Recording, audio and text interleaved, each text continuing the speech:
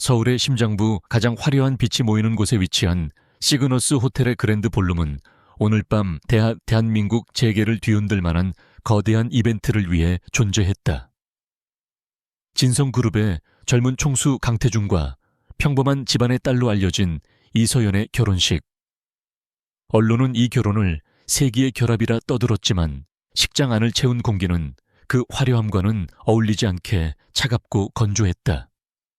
수천 송이의 백합과 장미로 장식된 버진 로드 천장에서 쏟아져 내리는 샹들리에의 눈부신 빛, 그리고 대한민국 상위 1%의 인사들로 가득 찬 연회장. 모든 것이 완벽하게 계산된 그림처럼 보였다. 그 그림의 중심에는 흠잡을 데 없는 외모와 냉철한 카리스마를 지닌 신랑 강태준이 서 있었다. 최고급 원단으로 제작된 그의 턱시도는 그의 단단한 몸과 권위적인 분위기를 더욱 돋보이게 했다. 그는 하객들의 축하 인사에 가볍게 고개를 까딱일 뿐 그의 짙은 눈썹 아래의 눈동자에는 어떠한 감흥도 비치지 않았다. 그에게 이 결혼은 진성그룹의 경영권을 안정시키기 위한 수많은 비즈니스 계약 중 하나일 뿐이었다. 잠시 후 거대한 문이 열리고 신부 이서연의 모습을 드러냈다. 순백의 웨딩드레스는 그녀의 가녀린 어깨와 단아한 목선을 부드럽게 감쌌고 길게 늘어뜨린 면사포 아래로 비치는 얼굴은 차분하고 고요했다. 그녀의 등장에 잠시 장내가 술렁였다. 사람들은 저 평범한 여자가 어떻게 재계의 황태자 강태준의 마음을 사로잡았는지 궁금해하며 수군거렸다. 그들의 눈에는 서연이 신데렐라처럼 보였지만 서연 자신은 그 어떤 환상도 품고 있지 않았다. 그녀는 천천히 흔들림 없는 걸음으로 아버지의 팔짱을 끼고 태준에게로 향했다. 한 걸음 한 걸음 내디딜 때마다 그녀는 자신의 역할과 목표를 되새겼다. 이것은 사랑의 서약이 아니라 모든 것을 건 전쟁의 시작이었다. 태준은 다가오는 서연을 무표정한 얼굴로 맞이했다. 그의 눈은 그녀의 드레스나 얼굴이 아닌 그녀의 뒤편에 있는 하객석 그 중에서도 진성그룹의 이사들이 앉아있는 테이블을 향해 있었다. 특히 호시탐탐 그의 자리를 노리는 숙부 강민혁 회장의 얼굴을 스쳐 지나갈 때 그의 턱선이 미세하게 굳어졌다. 이 결혼은 저들을 잠재우기 위한 가장 확실한 카드였다. 서연의 아버지가 손을 건네자 태준은 기계적으로 그녀의 손을 맞잡았다. 차갑고 가느다란 손가락이 그의 손바닥에 닿는 순간 그는 아주 잠시 인상을 찌푸렸다. 생명력이라고는 느껴지지 않는 마치 잘 만들어진 인형의 손 같았다. 주례사가 이어지는 동안 태준과 서연은 나란히 서서 정면을 응시했다. 두 사람 사이에는 신혼부부에게서 응당 느껴져야 할 설렘이나 애정 어린 기류 대신 투명한 유리벽이 존재하는 듯한 거리감만이 감돌았다. 서연은 태준의 옆 얼굴을 힐끗 쳐다보았다. 날카로운 콧날과 굳게 다물린 입술, 그 어떤 감정도 허락하지 않겠다는 듯한 차가운 표정. 그녀는 이미 예상했던 바였다. 이 남자는 얼음으로 만들어진 성과 같아서 누구의 온기도 받아들이지 않을 것이다. 하지만 그녀의 목표는 그의 마음을 얻는 것이 아니었다. 그녀는 그저 이 결혼이라는 합법적인 틀 안에서 자신이 해야 할 일을 할 뿐이었다. 신랑 강태준 군은 신부 이서연 양을 아내로 맞이하여 기쁠 때나 슬플 때나 부유할 때나 가난할 때나 건강할 때나 아플 때나 언제나 사랑하고 존중하며 영원히 함께할 것을 맹세합니까? 태준은 한치의 망설임도 없이 비즈니스 계약서의 마지막 조항을 읽는 것처럼 건조하게 대답했다. 네, 맹세합니다. 그의 목소리는 낮고 울림이 있었지만 그 안에는 어떠한 진심도 담겨있지 않았다. 이제 서연의 차례였다. 모든 하객의 시선이 그녀에게로 쏠렸다. 그녀는 잠시 숨을 골랐다. 그녀의 맑고 차분한 목소리가 마이크를 통해 연회장에 울려 퍼졌다. 네, 맹세합니다. 그녀의 대답 역시 흔들림이 없었다. 하지만 그녀의 맹세에는 다른 무게가 실려 있었다. 그것은 남편에 대한 사랑의 맹세가 아니라 돌아가신 태준의 할아버지 강건일 회장과의 약속을 지키겠다는 스스로에 대한 다짐이었다. 진성그룹을 내부의 적으로부터 지켜내겠다는 보이지 않는 전쟁에서의 승리를 향한 선전포고였다. 반지를 교환하고 형식적인 입맞춤이 이어졌다. 태준은 서연의 면사포를 걷어 올리고 그녀의 얼굴을 마주했다. 가까이에서 본 그녀의 얼굴은 잡티 하나 없이 깨끗했고 눈은 깊고 고요했다. 하지만 그는 그 아름다움을 감상할 여유가 없었다. 그는 그저 의무를 다하기 위해 그녀의 입술에 자신의 입술을 가볍게 갖다 대었다. 차갑고 부드러운 감촉이 스쳐 지나갔을 뿐 그 이상의 아무것도 없었다. 두 사람의 입맞춤을 지켜보는 하객들 사이에서 박수갈채가 터져 나왔지만 정작 두 주인공은 마치 다른 세상에 있는 사람들처럼 서로에게서 빠르게 떨어졌다. 화려하지만 영혼 없는 결혼식은 그렇게 막을 내렸다. 결혼식과 피로연의 긴 시간이 끝나고 서연은 태준과 함께 그들의 신혼집이 될 한남동의 고급 빌라로 향하는 채 올랐다. 리무진 내부는 최고급 가죽과 원목으로 마감되어 있었지만 두 사람 사이의 침묵은 그 어떤 호화로운 인테리어로도 채울 수 없었다. 태준은 차에 타자마자 넥타이를 거칠게 풀어헤치고는 창밖의 야경으로 시선을 고정했다. 그는 서연이 바로 옆자리에 앉아있다는 사실조차 잊은 듯했다. 서연은 그런 그의 태도에 개의치 않고 마찬가지로 창밖을 바라보았다. 화려한 서울의 불빛들이 빠르게 스쳐 지나갔다. 그녀는 오늘 하루 동안 완벽하게 강태준의 아름답고 조용한 아내 역할을 수행해냈다. 하지만 이제부터가 진짜 시작이었다. 이 숨막히는 침묵과 냉대 속에서 그녀는 자신의 존재 이유를 증명해야 했다. 차가 부드럽게 멈춰서고 빌라의 육중한 철문이 열렸다. 운전기사가 내려 두 사람을 위해 문을 열어주었다. 태준은 서연을 돌아보지도 않고 먼저 차에서 내려 성큼성큼 안으로 걸어 들어갔다. 서연은 무거운 드레스 자락을 손에 들고 그의 뒤를 따랐다. 현관에 들어서자 집안일을 돌보는 아주머니와 집사가 나와 정중하게 고개를 숙였다. 회장님, 사모님, 오셨습니까? 태준은 그들의 인사를 가볍게 무시하고 곧장 2층으로 향하는 계단으로 걸어갔다. 당황한 집사와 아주머니의 시선이 서연에게로 향했다. 서연은 그들을 향해 희미하게 미소를 지어 보이며 말했다. 늦은 시간까지 고생 많으셨어요. 이제 들어가서 쉬세요. 그녀의 온화한 말투에 두 사람은 잠시 안도하는 듯했지만 곧이어 차가운 현실을 깨달았다. 이 집의 진짜 주인은 저 위로 올라간 남자라는 것을. 서연은 천천히 집 안을 둘러보았다. 넓은 거실 높은 천장 최고급 가구들. 모든 것이 완벽하게 정돈되어 있었지만 사람 사는 온기는 전혀 느껴지지 않는 마치 잘 꾸며진 모델 하우스 같았다. 그녀는 길게 숨을 내쉬고는 태준이 올라간 2층으로 향했다. 2층 복도 끝 가장 큰 방의 문이 열려 있었다.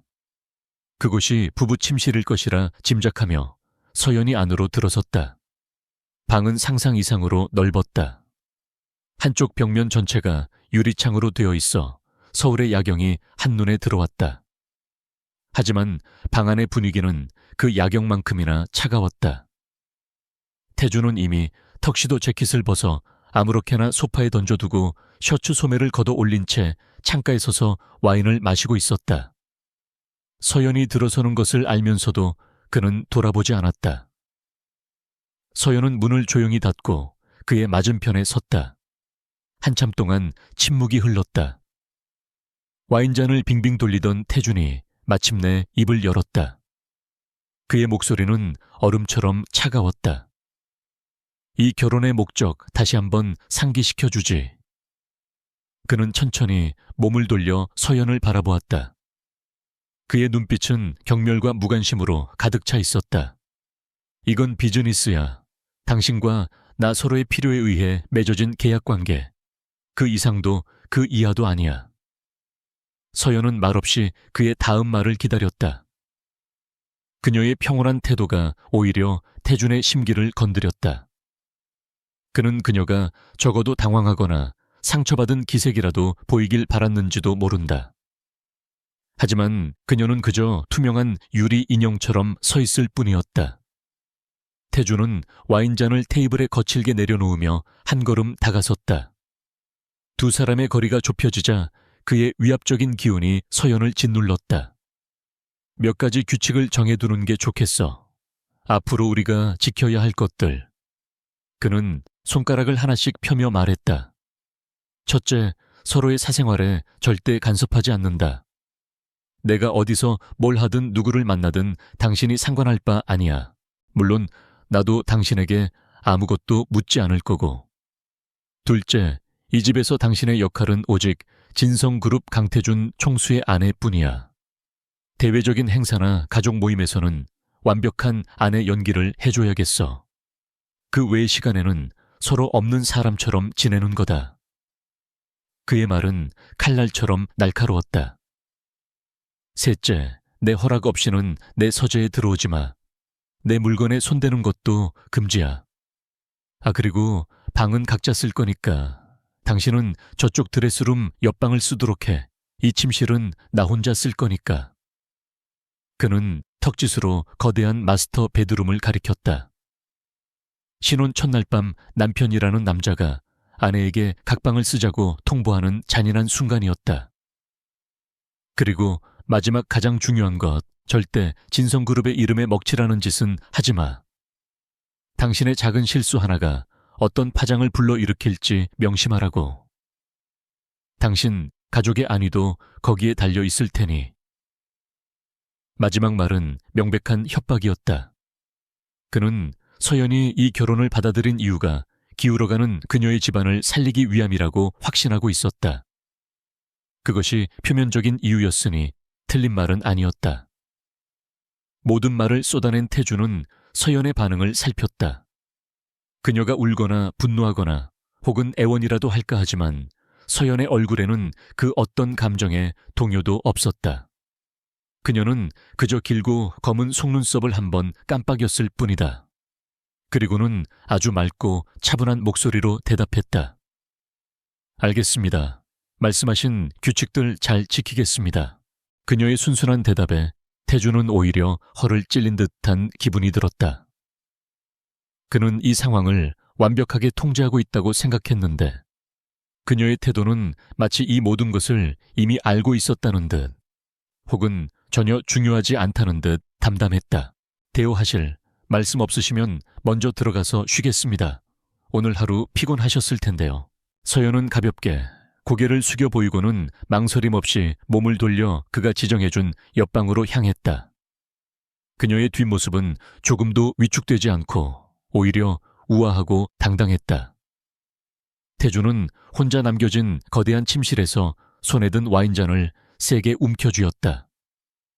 무언가 잘못되었다는 느낌이 들었다. 그는 분명 이 계약의 가합이었고 그녀는 모든 것을 감내해야 하는 의리였다.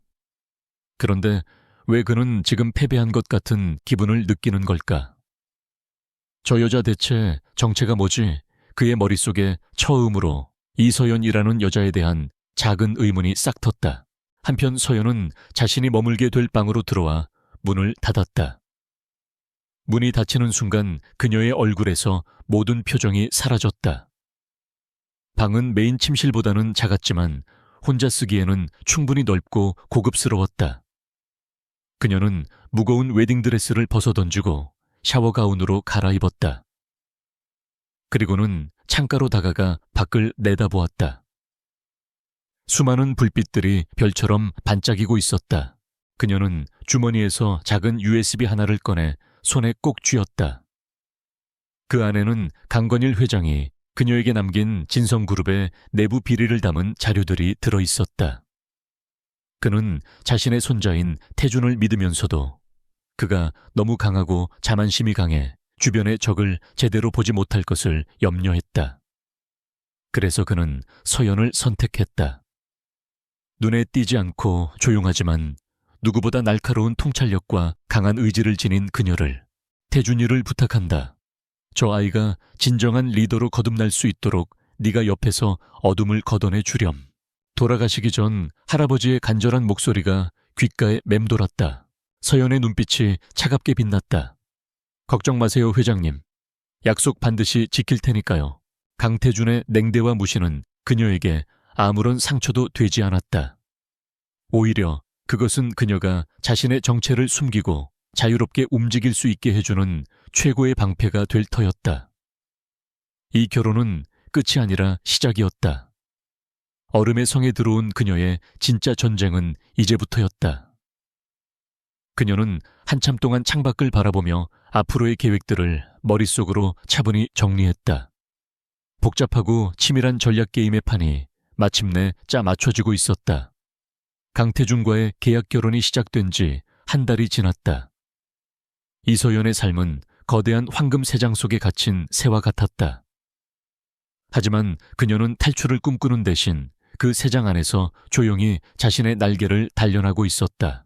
그녀의 하루는 언제나 고요하게 시작되었다. 동이 트기 전 일어나 2층에 마련된 작은 개인 서재에서 명상으로 마음을 다스렸다. 태준이 떠나고 난 뒤에 1층으로 내려와 텅 빈 식당에서 홀로 아침 식사를 했다. 수십 명이 앉을 수 있는 거대한 원목 식탁에 홀로 앉아 식사를 하는 것은 꽤나 기이한 풍경이었지만 서연은 금세 익숙해졌다. 집안일을 돌보는 사람들은 그녀를 사모님이라 불렀지만 그 호칭에는 존경보다는 조심스러운 거리감이 묻어났다. 그들은 이 집의 진짜 주인이 누구인지, 그리고 자신들이 누구의 눈치를 살펴야 하는지 잘 알고 있었다. 태준은 서연을 철저히 유령 취급했다. 그는 이른 새벽에 집을 나가 자정이 다 되어서야 돌아왔다. 두 사람이 마주치는 일은 거의 없었다.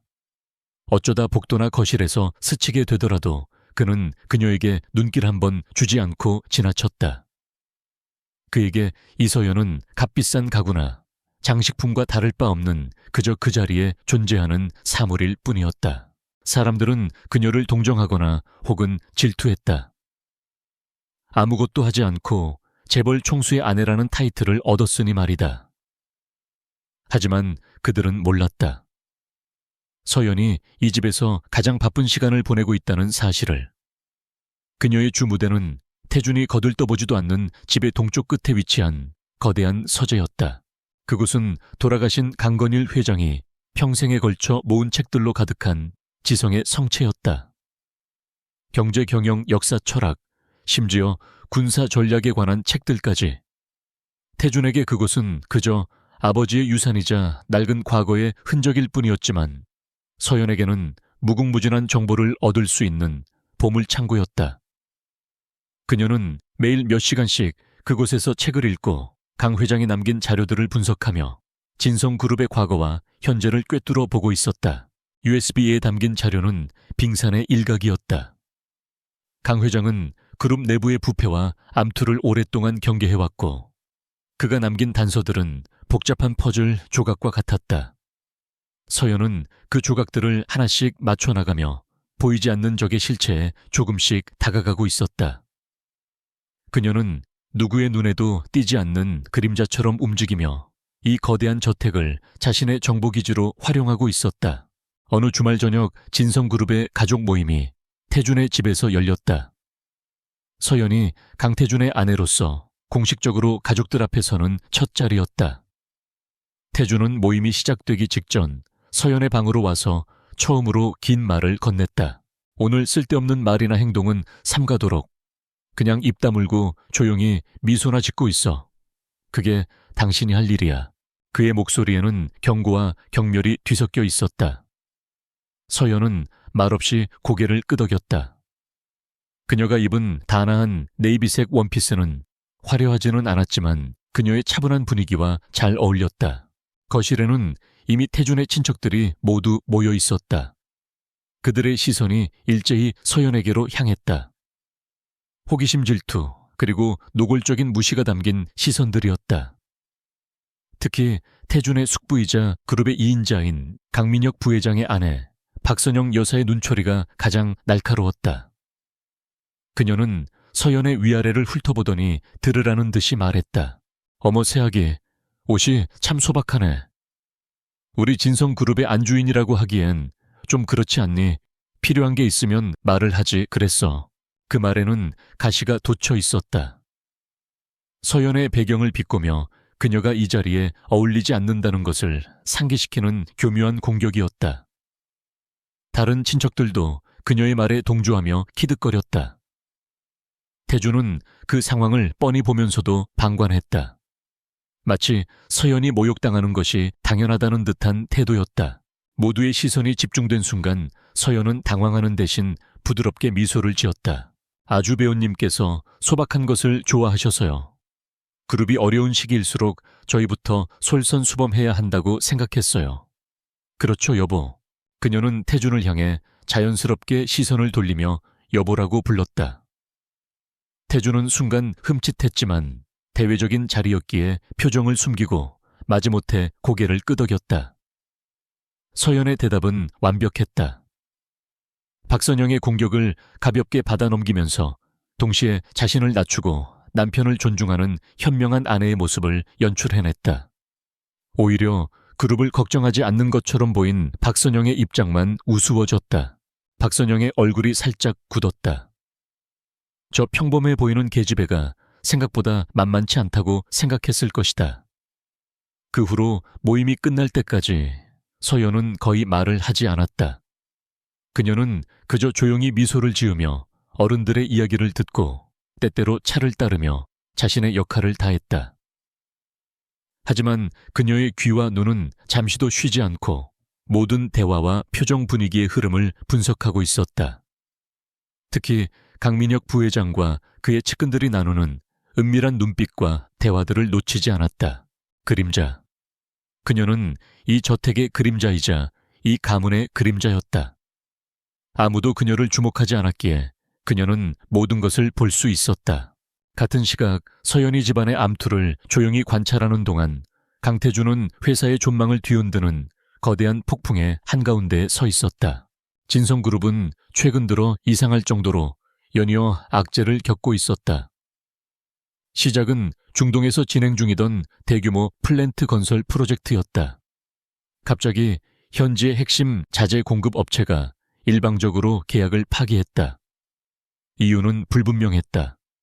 대체 업체를 구하느라 공기는 지연되었고 막대한 손실이 발생했다. 그것이 끝이 아니었다. 야심차게 준비하던 바이오 자회사의 신약 개발 정보가 경쟁사로 유출되는 사건이 터졌다. 내부 소행이 분명했지만 보안팀은 흔적조차 찾지 못했다. 마치 유령이 정보를 빼내간 것 같았다. 연이어 터지는 문제들은 단순한 사고나 불운으로 치부하기에는 너무나 조직적이고 정교했다. 이게 대체 어떻게 된 겁니까? 수백억짜리 프로젝트가 동네 구멍가게 일 처리하듯 진행되고 있잖아요. 진성그룹 본사 30층 총수 집무실에서 태준의 분노에 찬 고함이 터져나왔다. 그의 앞에는 그룹의 핵심 임원들이 죄인처럼 고개를 숙이고 서 있었다. 죄송합니다, 회장님. 공급업체 측에서는 현지 정부의 갑작스러운 규제 때문이라고만 둘러대고 있습니다. 하지만 저희가 알아본 바로는 전략기획실장이 땀을 뻘뻘 흘리며 보고했지만 태준은 그의 말을 잘랐다. 변명은 듣기 싫습니다. 결과로 말하세요. 그리고 바이오 건은 어떻습니까? 내부 유출자 아직도 못 찾았습니까? 보안팀장의 얼굴이 하얗게 질렸다. 모든 직원의 로그 기록과 출입 기록을 확인했지만 의심스러운 점을 발견하지 못했습니다. 아마도 외부의 전문 해커 소행일 가능성도. 외부 해커, 우리 진성그룹의 보안망이 그렇게 허술했단 말입니까? 태준은 책상을 강하게 내리쳤다. 임원들은 숨조차 제대로 쉬지 못했다. 그의 냉철한 이성은 분노로 들끓고 있었다. 누군가 보이지 않는 곳에서 진성그룹을 그리고 자신을 조롱하며 무너뜨리려 하고 있었다. 가장 유력한 용의자는 숙부인 강민혁이었다. 하지만 그에게는 완벽한 알리바이가 있었고 이사회에서는 오히려 태준의 경영 능력을 의심하며 그를 압박하고 있었다. 자네가 너무 젊은 나이에 그룹을 맡아서 그런 거 아닌가. 경험이 부족하니 이런 위기 대처 능력이 떨어지는 거지. 강민혁은 걱정하는 척하며 태준의 자존심을 교묘하게 긁었다. 태준은 분노를 억누르며 회의를 마쳤다. 증거가 없었다. 심증만으로는 40년 넘게 진성그룹에 몸담아온 노예한 여우를 상대할 수 없었다. 그날 밤 태준은 만신창이가 된 기분으로 집에 돌아왔다. 술을 마시고 싶었지만 흐트러진 모습을 보이고 싶지 않았다. 머릿속은 복잡한 문제들로 터져나갈 것 같았다. 텅 빈 거실을 지나 2층으로 올라가려던 그의 발걸음이 멈췄다. 정원에서 희미한 불빛이 새어나오고 있었다. 그곳에 서연이 있었다. 그녀는 편안한 라운지웨어 차림으로 작은 테이블에 앉아 따뜻한 차를 마시며 책을 읽고 있었다. 밤의 정원은 조용했고 부드러운 조명 아래 책에 집중한 그녀의 모습은 마치 다른 세상의 그림처럼 평화로워 보였다. 그 순간 태준의 안에서 억눌려 있던 분노가 치밀어 올랐다. 자신은 지금 지옥의 불길 속에서 싸우고 있는데 저 여자는 아무것도 모른 채 저렇게 한가롭게 시간을 보내고 있다. 이 모든 부귀영화가 누구 덕에 누리는 것인지도 모르고 태준은 성큼성큼 정원으로 걸어나갔다. 그의 발소리에 서연이 고개를 들었다. 그녀의 눈이 잠시 놀란 듯 커졌지만 이내 평소의 차분함을 되찾았다. 늦으셨네요. 그녀의 목소리는 잔잔한 호수 같았다. 그 평온함이 태준의 신경을 더욱 날카롭게 긁었다. 내 돈으로 누리는 삶이 아주 편안해 보이는군. 그는 비아냥거리며 말했다. 서연은 그의 말을 못 들은 척 조용히 찻잔을 내려놓았다. 그녀는 책갈피를 끼워 책을 덮었다. 무서운 일 있으셨어요. 안색이 안 좋으시네요. 걱정하는 듯한 말투였지만 태준에게는 가식으로 들릴 뿐이었다. 당신이 신경 쓸 일이 아니야. 당신은 그저 이 집에서 주는 밥 먹고 내가 사주는 옷 입으면서 조용히 지내기만 하면 돼. 헬렌. 오늘 가족 모임에서 한마디 한 건 칭찬해주지. 주제 파악은 하고 있는 것 같더군. 앞으로도 오늘처럼만 해. 그는 마치 하인에게 칭찬을 베푸는 주인 같은 말투였다. 서연은 아무 대꾸도 하지 않았다. 그녀의 침묵이 태준을 더욱 초조하게 만들었다. 그는 그녀에게서 무언가 반응을 원했다. 분노든 슬픔이든 원망이든. 하지만 그녀는 그저 고요할 뿐이었다.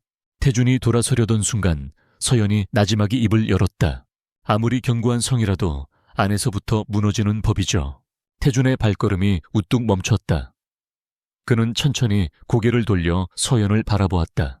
뭐라고? 서연은 그와 시선을 마주하며 담담하게 말을 이었다. 가장 무서운 적은 항상 내부에 있는 법이니까요. 밖에서 오는 공격은 막을 수 있지만 내부의 배신은 성 전체를 좀먹게 만들죠. 흰개미처럼요. 그녀의 말은 평범한 격언처럼 들릴 수도 있었다. 하지만 지금 태준이 처한 상황과 너무나도 정확하게 맞아떨어지는 말이었다. 그는 순간 소름이 돋았다. 저 여자가 무얼 알고 있는 거지? 아니면 그저 우연의 일치일까? 그는 의심스러운 눈초리로 그녀를 쏘아보았지만 그녀의 표정에서는 아무것도 읽을 수 없었다. 쓸데없는 소리. 태준은 한마디 쏘아붙이고는 서둘러 건물 안으로 들어가 버렸다.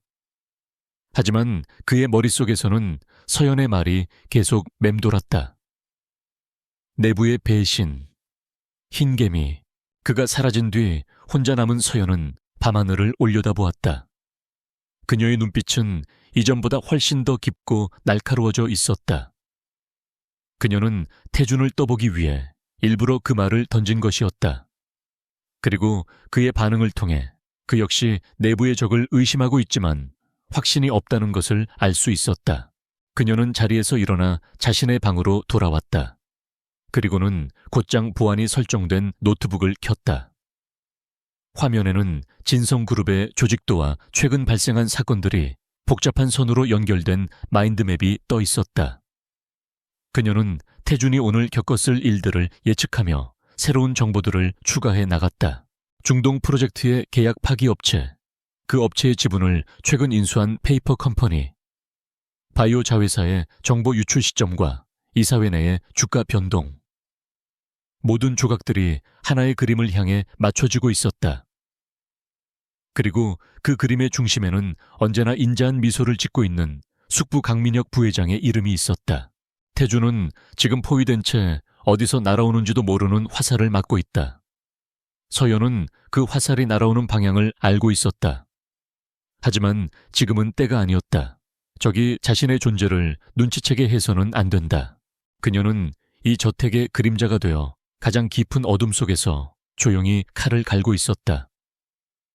모두가 그녀를 무시하고 잊고 있을 때 그녀는 진성을 무너뜨리려는 거대한 음모의 심장부를 향해 한 걸음씩 나아가고 있었다. 폭풍 전야의 고요함 속에서 보이지 않는 전쟁의 서막이 오르고 있었다. 진성그룹을 향한 공격은 멈추지 않았다. 오히려 더욱 교활하고 대담해졌다. 중동 프로젝트와 신약 정보 유출이 외부를 흔드는 타격이었다면 이번에는 그룹의 심장부, 즉 경영권을 직접 겨냥한 공격이 시작되었다.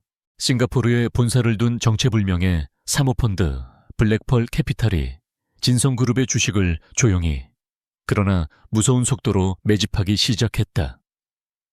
그들의 움직임은 합법적이었고 시장에 큰 충격을 주지 않는 선에서 점진적으로 이루어졌다. 태준과 그의 전략팀이 이 사실을 인지했을 때 블랙펄 캐피탈은 이미 그룹의 의결권에 영향을 미칠 수 있는 상당한 지분을 확보한 뒤였다. 이건 명백한 적대적 M&A 시도입니다. 긴급 소집된 이사회는 얼음장처럼 차가웠다. 태준은 스크린에 뜬 블랙펄 캐피탈의 정보를 날카로운 눈으로 응시했다. 서류상으로는 아무런 문제가 없는 건실한 투자 회사였다. 하지만 태준의 직감은 이 배후에 숙부 강민혁이 있음을 가리키고 있었다. 블랙펄의 움직임이 강민혁 측근 세력의 주식 매도 타이밍과 기묘하게 맞물려 돌아가고 있었기 때문이다. 우리의 경영권을 방어하기 위한 즉각적인 조치가 필요합니다. 저는 긴급 자사주 매입과 함께 우호 지분을 확보하기 위한 신주 발행을 제안합니다. 태준이 내놓은 방어 전략은 공격적이고 정석적이었다. 하지만 강민혁은 기다렸다는 듯이 부드러운 미소를 지으며 반박했다. 태준이 조카 너무 서두르는 것 아닌가. 블랙펄은 자신들을 전략적 투자자라고 소개하고 있네. 우리가 먼저 그들을 적으로 규정하고 공격적인 방어에 나선다면 오히려 시장의 신뢰를 잃고 주주들의 반발을 사게 될 걸세. 일단은 대화를 통해 그들의 의도를 파악하는 것이 순서 아닐까. 강민혁의 말은 합리적으로 들렸다. 이사들 중 일부가 그의 말에 동조하며 고개를 끄덕였다. 태준은 주먹을 불끈 쥐었다. 저 노회한 여우의 속셈을 모를 리 없었다. 대화를 핑계로 시간을 끄는 동안 블랙펄은 더 많은 지분을 확보할 것이고 그들의 힘은 더욱 막강해질 터였다. 하지만 반박할 명분이 부족했다. 이사회는 강민혁의 의견에 힘이 실리는 분위기로 흘러갔고 태준은 자신의 왕국에서 고립되는 무력감을 느껴야 했다. 그는 마치 사방이 막힌 체스판 위에 놓인 킹킹과 같았다. 어떤 수를 두어도 상대의 함정에 빠질 것만 같은 절체절명의 위기였다. 그 시각 대한민국 상위 0.1%의 금융 전문가와 투자 전략가들만이 활동하는 극비의 온라인 포럼 We Club Value Investment Club에 새로운 게시글 하나가 올라왔다. 익명성이 철저히 보장되는 이 포럼에서 헬레나라는 낯선 닉네임의 유저가 올린 글이었다. 제목: 진성그룹의 현 위기 상황과 경영권 방어 전략의 함정에 대한 소고 샤오카오. 글은 도발적인 문장으로 시작했다. 현재 진성그룹이 직면한 위기는 외부의 공격이 아닌 정교하게 설계된 내부의 반란이다. 적은 문 밖에 있는 것이 아니라 이미 안방을 차지하고 있다. 헬레나는 최근 진성그룹에서 발생한 일련의 사건들, 중동 프로젝트 차질 신약 정보 유출, 그리고 블랙펄 캐피탈의 지분 매입, 이 모두 하나의 뿌리에서 나온 것임을 날카롭게 지적했다. 각각의 사건은 서로 무관해 보이지만 실제로는 진성그룹의 자금 흐름을 막고 주가를 떨어뜨려 적대적 M&A를 위한 최적의 환경을 만들기 위한 치밀한 사전 작업이었다는 것이다. 그리고 글의 핵심은 태준이 이사회에서 제안했던 방어 전략의 허점을 파고들었다. 강태준 총수가 제안한 자사주 매입과 신주 발행은 교과서적인 방어술이지만 현재 상황에서는 최악의 자충수가 될 수 있다. 적은 이미 이 수를 예측하고 다음 함정을 파두었을 것이다. 아마도 그들은 신주 발행 과정에서 법적인 허점을 이용해 자신들의 우호 지분을 늘리거나 자사주 매입으로 인한 자금 압박을 빌미로 경영진의 무능을 공격할 것이다. 글을 읽는 B클럽 회원들은 숨을 죽였다. 헬레나의 분석은 마치 미래를 예언하는 것처럼 정확하고 논리전견했다. 그리고 마지막 모두를 경악하게 한 대안이 제시되었다. 지금 진성에게 필요한 것은 방패가 아니라 독이 든 성배, 포이슨 필다. 그러나 일반적인 독소 조항이 아니다. 블랙펄 캐피탈의 본사가 있는 싱가포르와 대한민국 간의 국제투자협약에 숨겨진 독소 조항을 역이용해야 한다. 진성그룹이 특정 분야 예방위 산업 관련 자회사에 대한 투자를 발표하고 이를 국가 안보와 연결시킨다면 금융감독당국은 외국계 자본인 블랙펄의 지분 매입에 제동을 걸 명분을 얻게 된다. 이것은 적의 공격을 막는 동시에 그들의 자금 출처와 진짜 소유주를 수면 위로 끌어올릴 수 있는 양수겸장의 한 수가 될 것이다. 그것은 누구도 생각지 못한 법과 금융 그리고 국제 정세를 아우르는 경이로운 전략이었다. 게시글이 올라오자마자 V클럽 포럼은 그야말로 폭발했다. 헬레나, 이 사람 대체 누구지? 현직 IB 대표도 이런 전략은 못 내놓는다. 진성그룹 내부에 있는 사람인가? 아니면 신의 경지에 오른 제야의 고수인가? 대한민국 최고의 두뇌들이 모인 곳에서 헬레나라는 이름은 순식간에 전설이 되었다. 회장님, 이걸 한번 보셔야겠습니다. 태준의 비서실장인 김 비서는 굳은 얼굴로 태블릿 PC를 내밀었다. 그는 V클럽의 오랜 회원이었고 헬레나의 글을 발견하자마자 심장이 내려앉는 기분을 느꼈다. 태준은 짜증 섞인 얼굴로 태블릿을 받아들었다. 자신의 전략을 비판하는 글이라는 말에 그의 자존심이 상했다. 어디서 굴러먹던 놈이 감히. 하지만 글을 읽어 내려가는 그의 표정이 순식간에 변하기 시작했다. 분노는 경악으로, 경악은 전율로, 그리고 마지막에는 누구에게도 내비친 적 없는 깊은 감탄으로 바뀌었다. 헬레나. 이 익명의 전략가는 자신의 머릿속에 들어왔다 나간 것처럼 자신이 처한 상황과 고민, 심지어는 숙부 강민혁의 속셈까지 완벽하게 꿰뚫어 보고 있었다. 그리고 자신이 제안했던 전략이 왜 실패할 수밖에 없는지를 논리적으로 증명해냈다.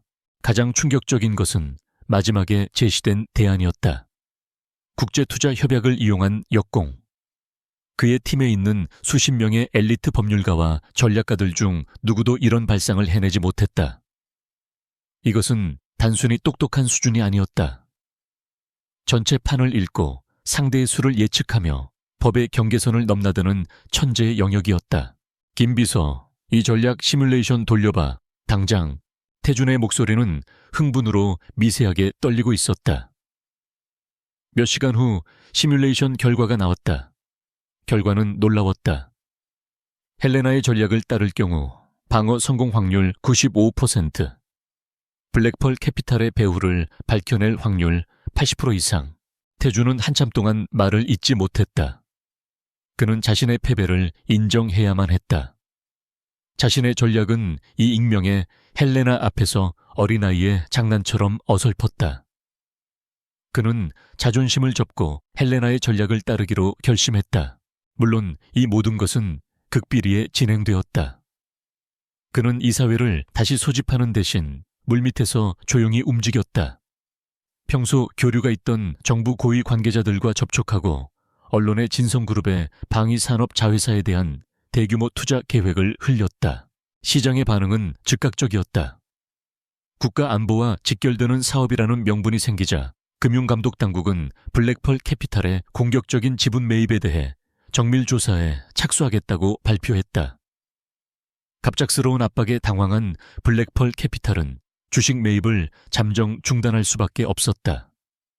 강민혁의 계획에 완벽한 제동이 걸린 것이다. 위기에 급한 불을 끄자 태준의 머릿속은 온통 헬레나에 대한 생각으로 가득 찼다. 김 비서 V클럽 운영진에게 접촉해서라도 헬레나의 정체를 알아내. 어떤 대가를 치르더라도 상관없어. 이 사람은 반드시 우리 편으로 만들어야 해. 태준의 눈이 집요하게 불타고 있었다. 그는 처음으로 자신을 능가하는 지략가를 만났고 그 미지의 존재에 대한 강렬한 갈망을 느꼈다. 진성그룹의 정보팀과 외부의 최고 해커들이 헬레나의 IP 주소를 추적하고 신원을 파악하기 위해 총동원되었다. 대한민국 전체를 뒤지는 거대한 수색 작전이 시작된 것이었다. 그날 밤 모든 폭풍의 근원지인 이서연은 남편의 서재가 아닌 할아버지의 손때가 묻은 동쪽 서재의 낡은 책상에 앉아 있었다. 그녀는 자신의 노트북 화면에 떠있는 V클럽의 뜨거운 반응들을 보며 희미하게 미소 지었다. 그녀는 강태준이 자신의 제안을 받아들일 것이라고 확신했다. 그는 자존심이 강하지만 동시에 철저히 실리를 추구하는 인물이기 때문이었다. 자신의 패배를 인정하는 한이 있더라도 그룹을 살릴 수 있는 길을 택할 남자였다. 서연은 이것이 자신의 첫 번째 시험이었다고 생각했다. 강태준이라는 사나운 맹수를 길들이는 것이 아니라 그가 나아갈 길을 멀리서 알려주는 시험. 그가 자신의 손길을 눈치채지 못하게 그저 우연히 발견한 지혜라고 믿게 만들어야 했다. 그녀는 노트북을 닫고 창밖을 보았다. 멀리 남편의 집무실이 있는 진성그룹 본사 건물이 보였다. 지금 저곳에서는 자신을 찾기 위해 혈안이 되어 있겠지. 바로 그때 서재의 문이 조용히 열렸다. 심부름을 온 집사가 그녀를 발견하고는 놀란 얼굴로 말했다. 사모님, 여긴 어쩐 일로? 서연은 조용히 미소 지으며 읽고 있던 고전 소설책을 들어보였다. 잠이 안 와서요. 할아버님 책이 많다고 들어서 구경하고 있었어요. 집사는 안도하는 얼굴로 고개를 숙였다.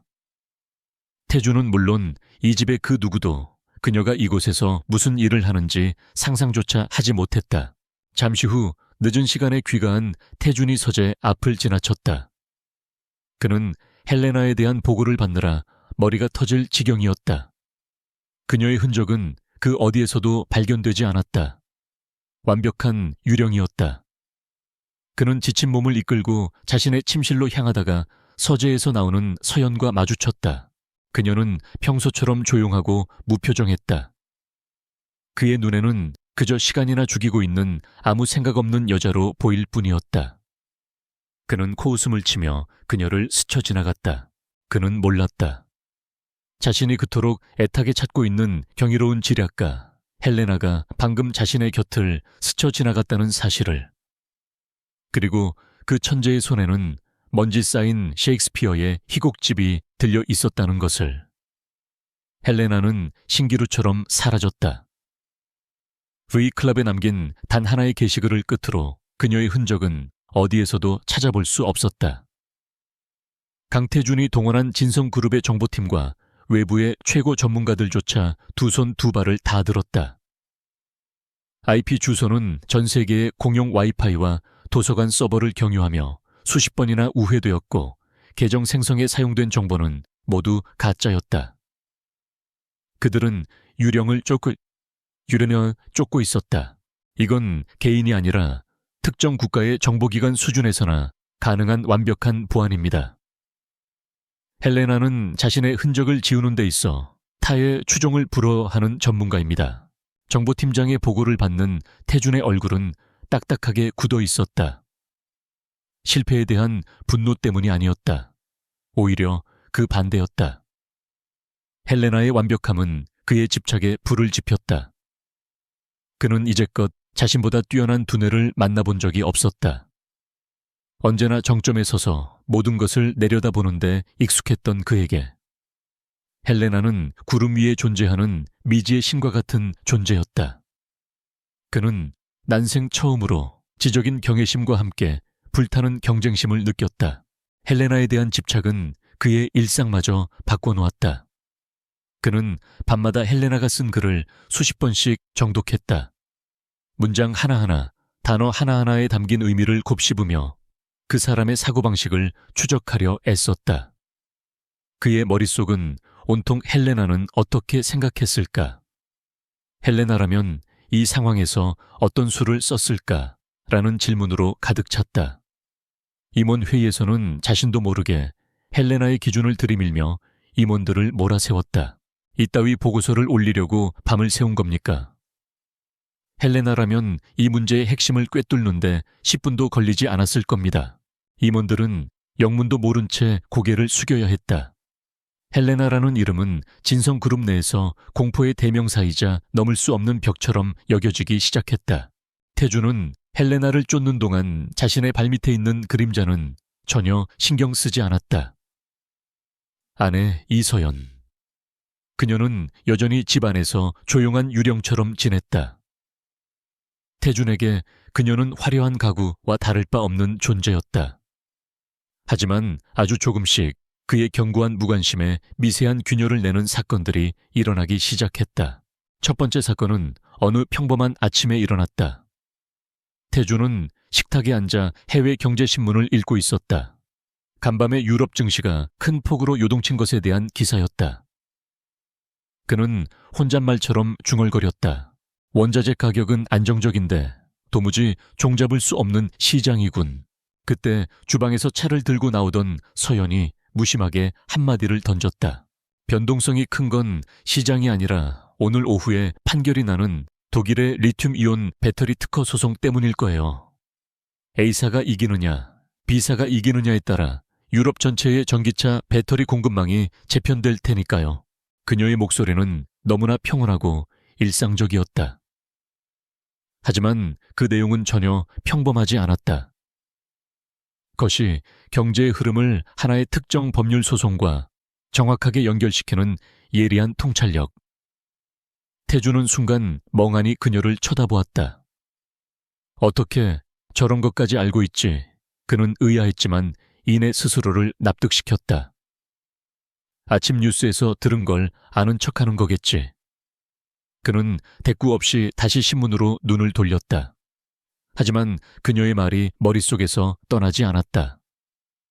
그리고 그날 오후 그녀의 말대로 B사가 승소하자마자 유럽 증시는 다시 한번 거대한 지각 변동을 일으켰다. 두 번째 사건은 며칠 뒤에 일어났다. 태주는 검토해야 할 서류가 너무 많아 신규 AI 벤처 사업에 대한 극비 제안서 하나를 집으로 가져왔다. 피곤에 지쳐 거실 테이블에 서류를 그대로 두고 잠이 들었다. 다음 날 아침 그가 잠에서 깼을 때 서류는 사라지고 없었다. 잠시 당황했지만 잠겨있는 자신의 서재 문 앞에 서류가 반듯하게 놓여있는 것을 발견했다. 아마도 집사가 정리해둔 것이라 생각하고 대수롭지 않게 여겼다. 그날 오후 회사에서 그는 그 제안서를 바탕으로 회의를 주재했다. 그는 제안서의 내용 중 향후 5년간의 수익 추정치 부분이 지나치게 낙관적이라는 점을 지적하며 담당 팀을 강하게 질책했다. 이런 허술한 수치로 투자를 받겠다는 겁니까? 기본적인 시장 리스크조차 제대로 계산하지 못했잖아요. 회의가 끝나고 자리로 돌아온 그는 무심코 자신이 어젯밤에 봤던 제안서를 다시 펼쳐보았다. 그리고 그는 온몸에 소름이 돋는 것을 느꼈다. 자신이 방금 지적했던 바로 그 수익 추정치 숫자 옆에 아주 희미하게 연필로 그어진 작은 점이 찍혀 있었다. 너무나 작아서 주의 깊게 보지 않으면 절대 발견할 수 없는 거의 먼지 같은 점이었다. 누가 집사가 그럴 리 없다. 그는 이 서류의 중요성을 모른다. 그럼 대체 누가 이 복잡한 재무제표의 허점을 정확히 짚어낸 거지? 태준의 머릿속에 아주 잠깐 서연의 얼굴이 스쳐 지나갔다. 그는 곧바로 고개를 저었다. 말도 안 돼. 그녀는 경영이나 재무에 대해서는 아무것도 모른다. 그저 우연의 일치일 뿐이라고 그는 애써 결론 내렸다. 의심의 씨앗을 결정적으로 싹 틔운 것은 한 자선 미술품 경매 행사에서였다. 대외적인 이미지를 위해 태주는 서연과 함께 행사에 참석해야만 했다. 수많은 유명 작가들의 작품들이 비싼 값에 낙찰되고 있었다. 그러다 무명에 가까운 신진 작가의 추상화 한 점이 경매에 올랐다. 난의 한 그림에 사람들은 선뜻 나서지 않았고 장내에는 어색한 침묵이 흘렀다. 그때 태준의 옆에 조용히 앉아있던 서연이 나지막이 속삭였다. 제요, 그림 사두는 게 좋을 거예요. 태준은 의아한 눈으로 그녀를 쳐다보았다. 김황희 화백의 마지막 제자예요. 저 코발트 블루 색감을 쓰는 독특한 기법은 스승에게 직접 배운 거죠. 곧 뉴욕의 유력 갤러리에서 대규모 기획전이 열릴 예정이라 1년 안에 가격이 최소 3배는 뛸 거예요. 그녀의 목소리에는 이상한 확신이 담겨 있었다. 태준은 혼란스러웠다. 저 여자가 미술 시장에 대해 뭘 안다고. 하지만 동시에 그녀의 말을 시험해보고 싶은 충동이 일었다. 그는 반쯤은 호기심으로, 반쯤은 그녀의 허세를 꺾어놓을 생각으로 경매에 참여했고 결국 낮은 가격에 그림을 낙찰받았다. 그리고 정확히 일주일 뒤 한 유력 미술 전문 잡지에서 서연이 말했던 내용과 정확히 일치하는 기사가 대서특필되었다. 신진 작가의 뉴욕 전시회 소식에 미술계는 떠들썩했고 그림의 가치는 하룻밤 사이에 폭등했다. 태주는 자신의 사무실에 걸린 그 그림을 보며 망연자실했다. 이것은 더 이상 우연이나 운으로 설명할 수 없었다. 그녀는 알고 있었다. 배터리 소송의 결과를 사업 제안서의 허점을, 그리고 이 그림의 미래 가치를.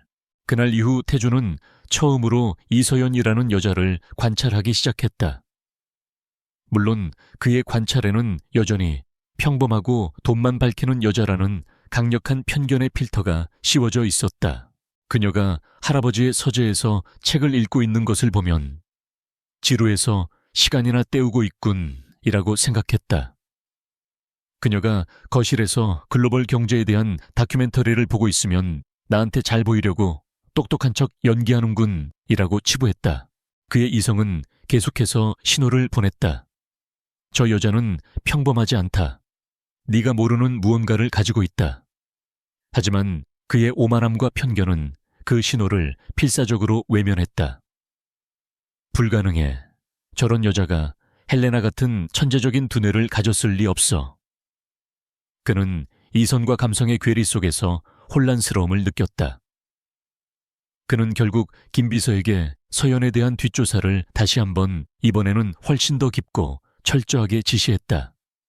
하지만 결과는 똑같았다.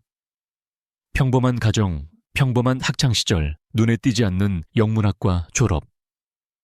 그녀의 공식적인 기록은 태준의 편견을 더욱 단단하게 만들 뿐이었다. 그러던 어느 날 밤이었다. 헬레나 추적팀이 최종 보고서를 올렸다. 대호 이상의 추적은 무의미합니다. 완벽한 유령입니다. 유일한 단서는 그녀의 전략적 사고방식이 동양의 고전 병법과 특히 손자와 매우 유사하다는 점입니다. 보고서를 읽은 태주는 지끈거리는 머리를 부여잡았다. 손자병법. 그는 허탈한 웃음을 터뜨렸다. 단서라고는 고작 200년 전의 병법서라니. 그는 답답한 마음에 저택복도를 서성이다가 무심코 할아버지의 서재 앞을 지나게 되었다. 문이 살짝 열려 있었다. 호기심의 안을 들여다본 태주는 그 자리에서 얼어붙고 말았다. 서재 안에는 서연이 있었다. 그녀는 소설책을 읽고 있는 것이 아니었다. 거대한 테이블 위에는 여러 권의 책들이 펼쳐져 있었다. 한쪽에는 한자로 된 손자병법 원서가, 다른 한쪽에는 복잡한 수식으로 가득한 국제금융법에 대한 두꺼운 원서가 놓여 있었다. 그리고 그녀는 노트에 무언가를 빠르게 적고 있었다. 그 노트에는 태준 자신도 즐겨 그리는 전략 상황도나 플로우 차트와 놀랍도록 유사한 그림들이 그려져 있었다. 그녀는 너무나 깊이 몰두한 나머지 태준이 문틈으로 자신을 지켜보고 있다는 사실조차 인지하지 못했다. 태주는 숨을 죽였다. 그의 머릿속에서 모든 조각들이 미친 듯이 맞춰지기 시작했다. 배터리 소송, 연필 자국 미술품, 경매, 그리고 지금 눈앞에 손자병법까지. 그가 그토록 경멸하고 무시했던 여자, 평범하고 속물이라고 단정했던 그의 아내. 그녀가 책상에 앉아 전략을 짜는 모습은 그가 상상 속에서 그려왔던 헬레나의 모습과 섬뜩할 정도로 겹쳐 보였다. 태주는 조용히 문을 닫았다. 그의 심장은 이제껏 느껴보지 못한 격렬한 파동으로 요동치고 있었다. 불신과 경악, 그리고 등골, 오싹한 어떤 가능성. 설마, 아니야, 그럴 리가 없어. 하지만 한번 피어난 의심의 씨앗은 걷잡을 수 없는 속도로 그의 마음속에서 자라나기 시작했다. 호기심이라는 이름의 거대한 나무로. 헬레나의 도움으로 한 차례 위기를 넘겼지만 강민혁의 방역은 예상보다 훨씬 더 빠르고 치명적이었다. 그는 더 이상 안개 속에 숨어있지 않았다. 자신의 존재를 드러내지 않으면서도 강태준을 단숨에 무너뜨릴 수 있는 거대한 함정을 팠다. 공격은 양 갈래로 들어왔다. 첫째는 여론을 통한 금융 공격이었다. 출처를 알 수 없는 찌라시가 증권가를 중심으로 급속도로 퍼져나갔다. 진성그룹이 야심차게 추진하던 AI 벤처 사업의 핵심 기술이 사실은 속빈 강정이며 태준의 실적을 부풀리기 위해 분식회계를 저질렀다는 내용이었다. 악의적인 소문은 주식시장에 즉각적으로 반영되었다. 진성그룹의 주가는 개장과 동시에 폭락하기 시작했다. 동시에 법률적인 공격이 들어왔다. 강민혁이 배후에서 조종하는 유령 회사가 진성그룹을 상대로 거액의 특허 침해 소송을 제기한 것이다. 소장의 내용은 찌라시의 소문을 뒷받침하는 것처럼 교묘하게 조작되어 있었다. 이 소송으로 인해 진성그룹의 신규 투자 유치길은 완벽하게 막혔고 투자자들 사이에서는 공포 심리가 걷잡을 수 없이 확산되었다. 회장님, 이건 명백한 함정입니다. 저희 법무팀이 소장의 내용을 분석할 시간이 필요합니다. 내일 기자회견은 너무 섣부른 판단입니다. 법무팀장의 간절한 만류에도 불구하고 태주는 고집을 꺾지 않았다. 시간을 끌면 회사가 먼저 망하게 생겼어. 당장 내일 아침 긴급 기자회견을 열어서 모든 루머가 사실 무근임을 밝힐 거야. 내가 직접 나서서 이 위기를 정면으로 돌파하겠어. 그의 목소리에는 초조함과 오기가 서려 있었다. 그는 강민혁이 파놓은 함정의 깊이를 알지 못했다. 강민혁은 태준의 공격적인 성향을 정확히 꿰뚫어 보고 있었다. 그가 충분한 분석 없이 기자회견을 열어 루머를 섣불리 부인할 경우 강민혁은 소장에 숨겨둔 조작된 증거들을 터뜨려 태준을 대국민 사기극을 벌인 파렴치한 경영인으로 만들 계획이었다. 기자회견은 태준의 숨통을 끊어놓을 단두대나 마찬가지였다. 회사는 아수라장이었다. 주주들의 항의 전화가 빗발쳤고 이사회는 태준의 경영 능력에 대한 불신으로 들끓었다. 태준은 자신의 집무실에서 홀로 싸우고 있었다. 그는 난생 처음으로 사면초가의 공포를 느꼈다. 그의 자신감과 오만함이 거대한 파도 앞에서 모래성처럼 허물어지고 있었다. 그 순간 그의 뇌리를 스치는 단 하나의 이름이 있었다. 헬레나. 그는 지푸라기라도 잡는 심정으로 이제껏 단 한 번도 해본 적 없는 행동을 했다. 그는 V클럽 포럼에 접속해 활동을 멈춘 헬레나에게 개인 쪽지를 보냈다. 그것은 어둠 속을 향한 필사적인 외침이었다. 보낸 사람 KTJ 강태준, 받는 사람 헬레나. 어디에 있는지 모르겠지만 당신의 도움이 필요합니다. 진성그룹이 벼랑 끝에 몰렸습니다. 내일 아침 10시 저는 모든 것을 걸고 기자회견을 할 생각입니다. 당신이라면 이 상황에서 어떻게 하겠습니까? 그것은 강태준이라는 남자가 평생 처음으로 누군가에게 보낸 구조 요청이었다. 자존심을 버린 처절한 SOS 신호였다. 이서연은 자신의 방에서 이 모든 상황을 실시간으로 지켜보고 있었다. 강민혁의 공격 방식, 여론 조작 패턴 소송의 타이밍까지. 모든 것이 그녀가 예측했던 시나리오대로 흘러가고 있었다. 그리고 그녀는 태준이 걸어 들어갈 함정의 끝에 무엇이 있는지도 정확히 알고 있었다.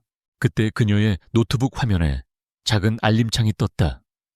V클럽으로부터 온 개인 쪽지. 발신인은 KTJ.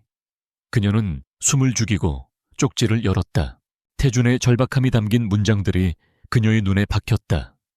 그녀의 마음속에서 복잡한 감정이 소용돌이쳤다. 그 오만하고 차갑던 남자의 무너진 모습. 그가 처음으로 내민 손. 그녀에게는 선택지가 있었다. 그가 함정에 빠져 처절한 실패를 맛보게 내버려 둘 수도 있었다. 그것이 그에게는 값비싼 교훈이 될 터였다. 하지만 할아버지의 유언이 그녀의 발목을 잡았다. 태준이를 지켜다오. 이것은 그녀와 강건일 회장 사이의 약속이었다. 헬레나 로세오 답장을 보내는 것은 너무 위험했다. 추적이 들어올 것이다. 직접 그에게 조언하는 것은 불가능했다. 그는 절대 그녀의 말을 믿지 않을 것이다. 그렇다면 방법은 하나뿐이었다. 그가 스스로 진실을 마주하게 만들되 자신의 정체는 드러내지 않는 것. 그녀는 밤새 쉴 새 없이 움직였다. 강건일 회장이 남긴 자료와 자신이 그동안 수집한 정보를 총동원했다. 유령 회사의 자금 흐름을 추적해 강민혁과의 연결고리를 찾아냈고 특허 소송에 담긴 조작된 증거들의 허점을 조목조목 분석했다. 그리고 이 모든 것을 바탕으로 강민혁의 허를 찌를 완벽한 방역 시나리오를 작성했다. 그녀는 완성된 보고서를 프린터로 출력하기 시작했다. 이것을 김 비서의 차에 몰래 넣어두면 그는 태준에게 전달할 것이다. 그것이 그녀가 생각한 최선의 방법이었다. 한편 태준은 자신의 서재에서 미친 사람처럼 서성이고 있었다. 시간이 흐를수록 초조함과 불안감이 그의 숨통을 조여왔다. 헬레나에게서는 아무런 답이 없었다. 그는 답답한 마음에 서재를 나와 복도를 걸었다. 그때 복도 끝 서연의 방 문틈으로 희미한 불빛이 새어나오는 것이 보였다. 며칠 전 서재에서 봤던 그녀의 모습이 다시 떠올랐다. 그의 마음속에서 억눌려 있던 의심이 다시 고개를 들었다. 지금 이 시간까지 안 자고 뭘 하는 거지? 그는 홀린 듯이 그녀의 방문 앞으로 다가갔다. 노크를 하려던 순간 방 안에서 프린터가 작동하는 소리가 들려왔다. 끼리릭 끼리릭. 기계가 종이를 빨아들이는 소리가 그의 귓가에 기묘하게 울렸다. 순간 강렬한 충동이 그를 사로잡았다. 확인해야만 했다. 그는 자신도 모르게 문고리를 잡고 조심스럽게 돌렸다. 문은 잠겨 있지 않았다. 그는 아주 천천히 소리나지 않게 문을 열었다. 그리고 문틈으로 방 안을 들여다본 순간 그는 그 자리에서 그대로 얼어붙었다. 심장이 쿵하고 바닥으로 떨어지는 것 같았다. 방 안에는 서연이 서 있었다. 그녀는 막 출력되어 나온 따끈한 보고서들을 정리하고 있었다. 하지만 태준의 눈을 사로잡은 것은 그녀의 모습이 아니었다. 그녀의 뒤에 켜져 있는 거대한 컴퓨터 모니터 화면이었다. 그 화면에는 V클럽의 개인 쪽지함이 열려 있었다. 그리고 그 쪽지함의 가장 위에는 몇 시간 전 자신이 헬레나에게 보냈던 바로 그 절박한 메시지가 선명하게 떠 있었다. 그 옆에 열린 다른 창들에는 그가 매일 보는 것과 똑같은 복잡한 금융 차트와 법률 문서, 그리고 진성그룹의 내부 네트워크를 분석한 다이어그램들이 가득했다. 서연이 손에 들고 있는 보고서의 표지. 태준은 문틈으로도 그 제목을 똑똑히 읽을 수 있었다. 블랙펄 캐피탈 연계 세력에 대한 방역 전략 보고서, 배후 강민혁과의 연결, 고리 분석 및 대응 방안, V클럽, 전략, 강민혁, 그리고 오직 한 사람만이 할 수 있는 수준의 경이로운 분석. 모든 퍼즐 조각이 그의 눈앞에서 맞춰졌다. 프린터가 마지막 장을 뱉어내고 멈추자 방 안에는 무거운 침묵이 내려앉았다. 그 순간 등 뒤에 시선을 느낀 서연이 천천히 고개를 돌렸다. 그리고 문 앞에 서 있는 태준과 눈이 마주쳤다. 서여연의 눈이 경악으로 크게 뜨였다. 그녀의 손에서 힘이 풀리며 손에 들고 있던 보고서들이 와르르 바닥으로 쏟아졌다. 하얀 종이들이 마치 눈처럼 흩날리며 바닥을 덮었다. 태준은 꿈을 꾸는 사람처럼 비틀거리며 방 안으로 들어섰다. 그는 아무 말도 하지 못했다. 그의 시선은 모니터 화면과 서연의 얼굴, 그리고 바닥에 흩어진 종이들 사이를 미친 듯이 오갔다. 그는 허리를 굽혀 종이 한 장을 집어들었다. 그것은 특허 소송의 허점을 파고든 반박 자료였다. 그의 법무팀이 일주일 내내 매달려도 찾아내지 못할 완벽하고 치명적인 내용이었다. 진실이 거대한 해일처럼 그를 덮쳤다. 이서연. 그가 조용하고 평범하다고 무시했던 여자. 그가 장식품 기생충이라고 경멸했던 그의 아내. 그녀가 바로 헬레나였다. 태준은 비틀거리며 뒷걸음질 쳤다. 그의 얼굴은 충격과 불신, 그리고 온몸에 피가 역류하는 듯한 끔찍한 수치심으로 하얗게 질려 있었다. 그의 머릿속에서 그가 그녀에게 저질렀던 모든 잔인한 순간들이 파노라마처럼 스쳐 지나갔다. 결혼 첫날 밤의 냉혹한 규칙들, 가족들 앞에서 그녀를 모욕하고 방관했던 일, 그녀의 존재 자체를 무시했던 수많은 날들. 그는 천재를 멸시했고 자신을 구원하고 있던 유일한 사람을 조롱했다. 그는 서연을 바라보았다. 단 한마디도 할 수 없었다. 그의 세상이, 그의 자존심이, 그가 믿어왔던 모든 판단력이 산산조각 나버렸다. 서연은 그 자리에 얼어붙은 채 마침내 드러나버린 자신의 비밀과 함께 서 있었다. 방 안에는 두 사람의 거친 숨소리만이 가득했다. 모든 것이 무너져 내린 파멸적인 계시의 순간이었다. 서연의 방문 안시간은 얼어붙은 듯 됐다. 바닥에 흩어진 종이들 모니터에서 흘러나오는 차가운 빛, 그리고 그 빛을 받으며 서로를 마주보고 선 두 사람. 강태준은 거대한 망치로 머리를 맞은 듯 단 충격에서 헤어나오지 못하고 있었다. 그의 세상은 뿌리부터 흔들리고 있었다. 침묵을 깬 것은 태준이었다. 그의 목소리는 심하게 갈라져 나왔다. 분노, 수치심, 혼란, 배신감. 그 모든 감정이 뒤섞인 위험한 소리였다. 설명해. 전부. 지금 당장. 그것은 고함이 아니었다. 오히려 모든 감정을 억누른 칼날처럼 서늘한 명령이었다. 위대한 강태준, 모든 것을 통제하고 있다고 믿었던 그가 얼마나 어리석고 눈먼 장님이었는지를 깨달은 남자의 처절한 목소리였다. 서연은 처음의 충격에서 벗어나 어느새 평소의 침착함을 되찾고 있었다. 그녀는 당황하거나 변명하지 않았다. 오히려 이 순간이 올 것을 예감했다는 듯 차분한 눈으로 그를 마주보았다. 그녀의 그런 태도가 태준을 더욱 미치게 만들었다. 그녀는 바닥에 떨어진 보고서를 주워 모으는 대신 먼저 입을 열었다. 설명해 드릴게요. 하지만 그 전에 우리가 지금 이럴 시간이 없다는 것부터 아셔야 할 겁니다. 그녀의 말투에는 조금의 동요도 없었다. 마치 지금 이 상황이 비즈니스 협상의 한 과정인 것처럼. 이유가 뭐든 당신이 어떻게 생각하든 지금 이 순간에도 강민혁 부회장은 진성그룹의 숨통을 조이고 있어요. 내일 아침 10시 당신이 기자회견장에 서는 순간 모든 게 끝날 수도 있고요. 제 설명이 먼저입니까?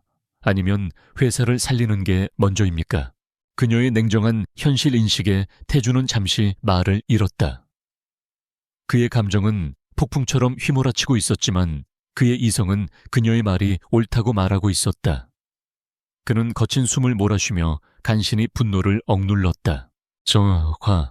먼저 위기부터 막지. 그리고 나서 당신에 대한 모든 걸 들을 거야. 단 하나도 빠짐없이.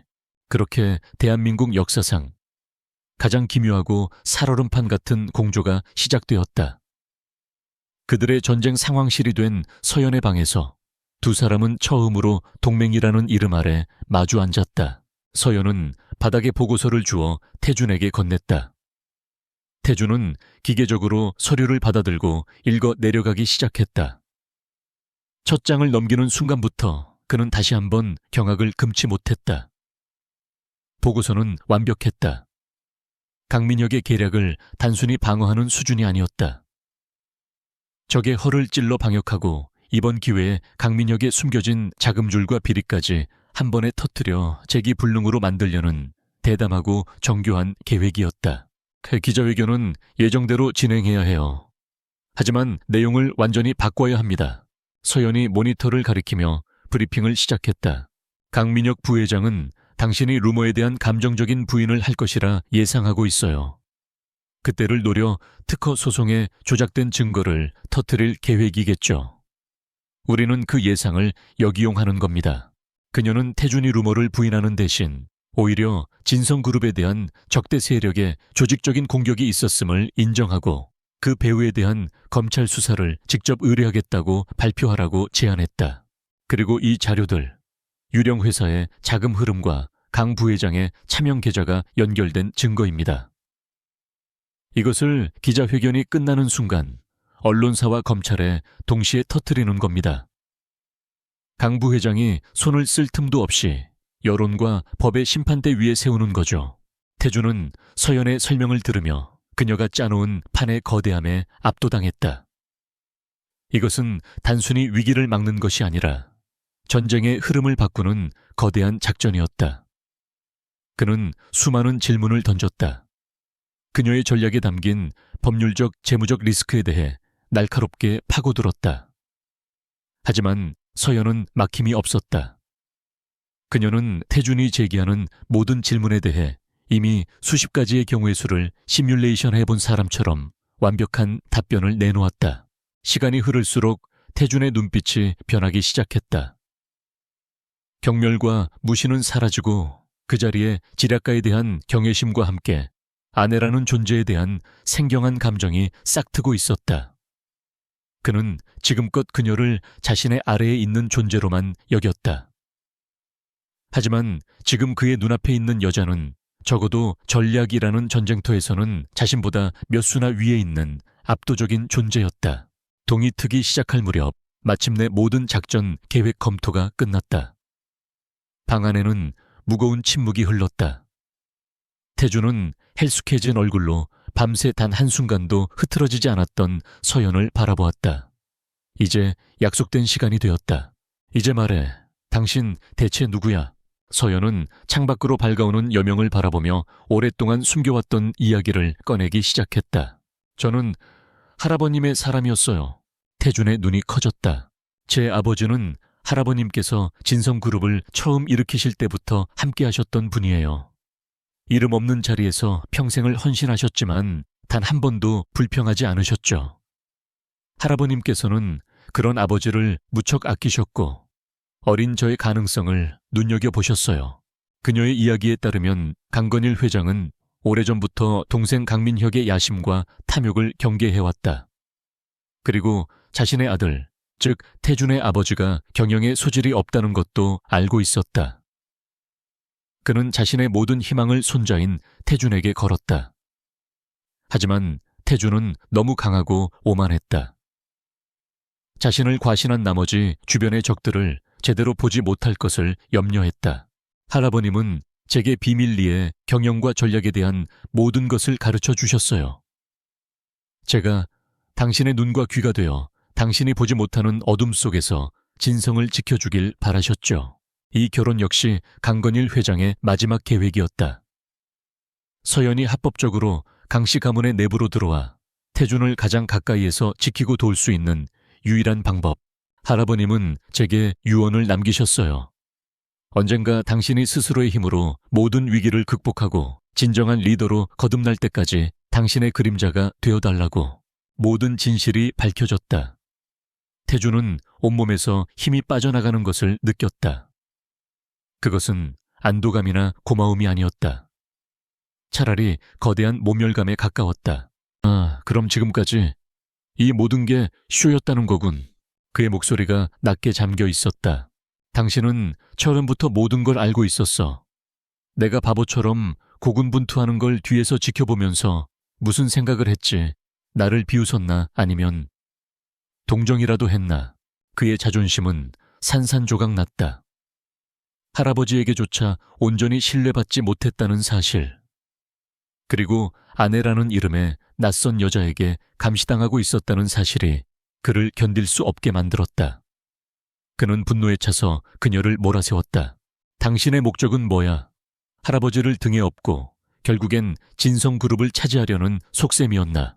그것은 스스로도 말이 안 된다는 것을 아는 그저 상처 입은 자존심이 내뱉는 발악이었다.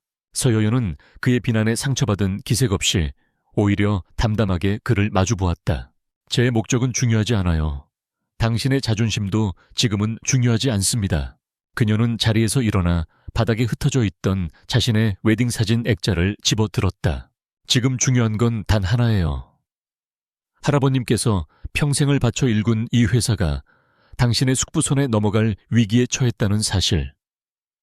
그리고 우리에게는 그를 막을 시간이 몇 시간 남지 않았다는 것. 그녀는 사진 액자를 내려놓고 태준에게로 한 걸음 다가섰다. 선택은 당신이 하세요. 계속해서 과거에 얽매여 저를 원망하고 자존심을 내세우시겠어요? 아니면 일단 손을 잡고 눈앞의 적부터 처리하시겠어요? 그녀의 눈빛은 흔들림이 없었다. 그녀는 더 이상 순종적인 아내가 아니었다. 동등한 혹은 그 이상의 위치에서 그에게 선택을 요구하는 전략적 동반자였다. 태준은 오랫동안 그녀의 눈을 피하지 않고 마주보았다. 그의 내면에서 격렬한 싸움이 벌어지고 있었다. 이 여자를 믿어야 하는가? 자신의 모든 것을 걸고 이 낯선 동맹에 합류해야 하는가? 마침내 그는 길고 긴 한숨과 함께 결정을 내렸다. 좋아.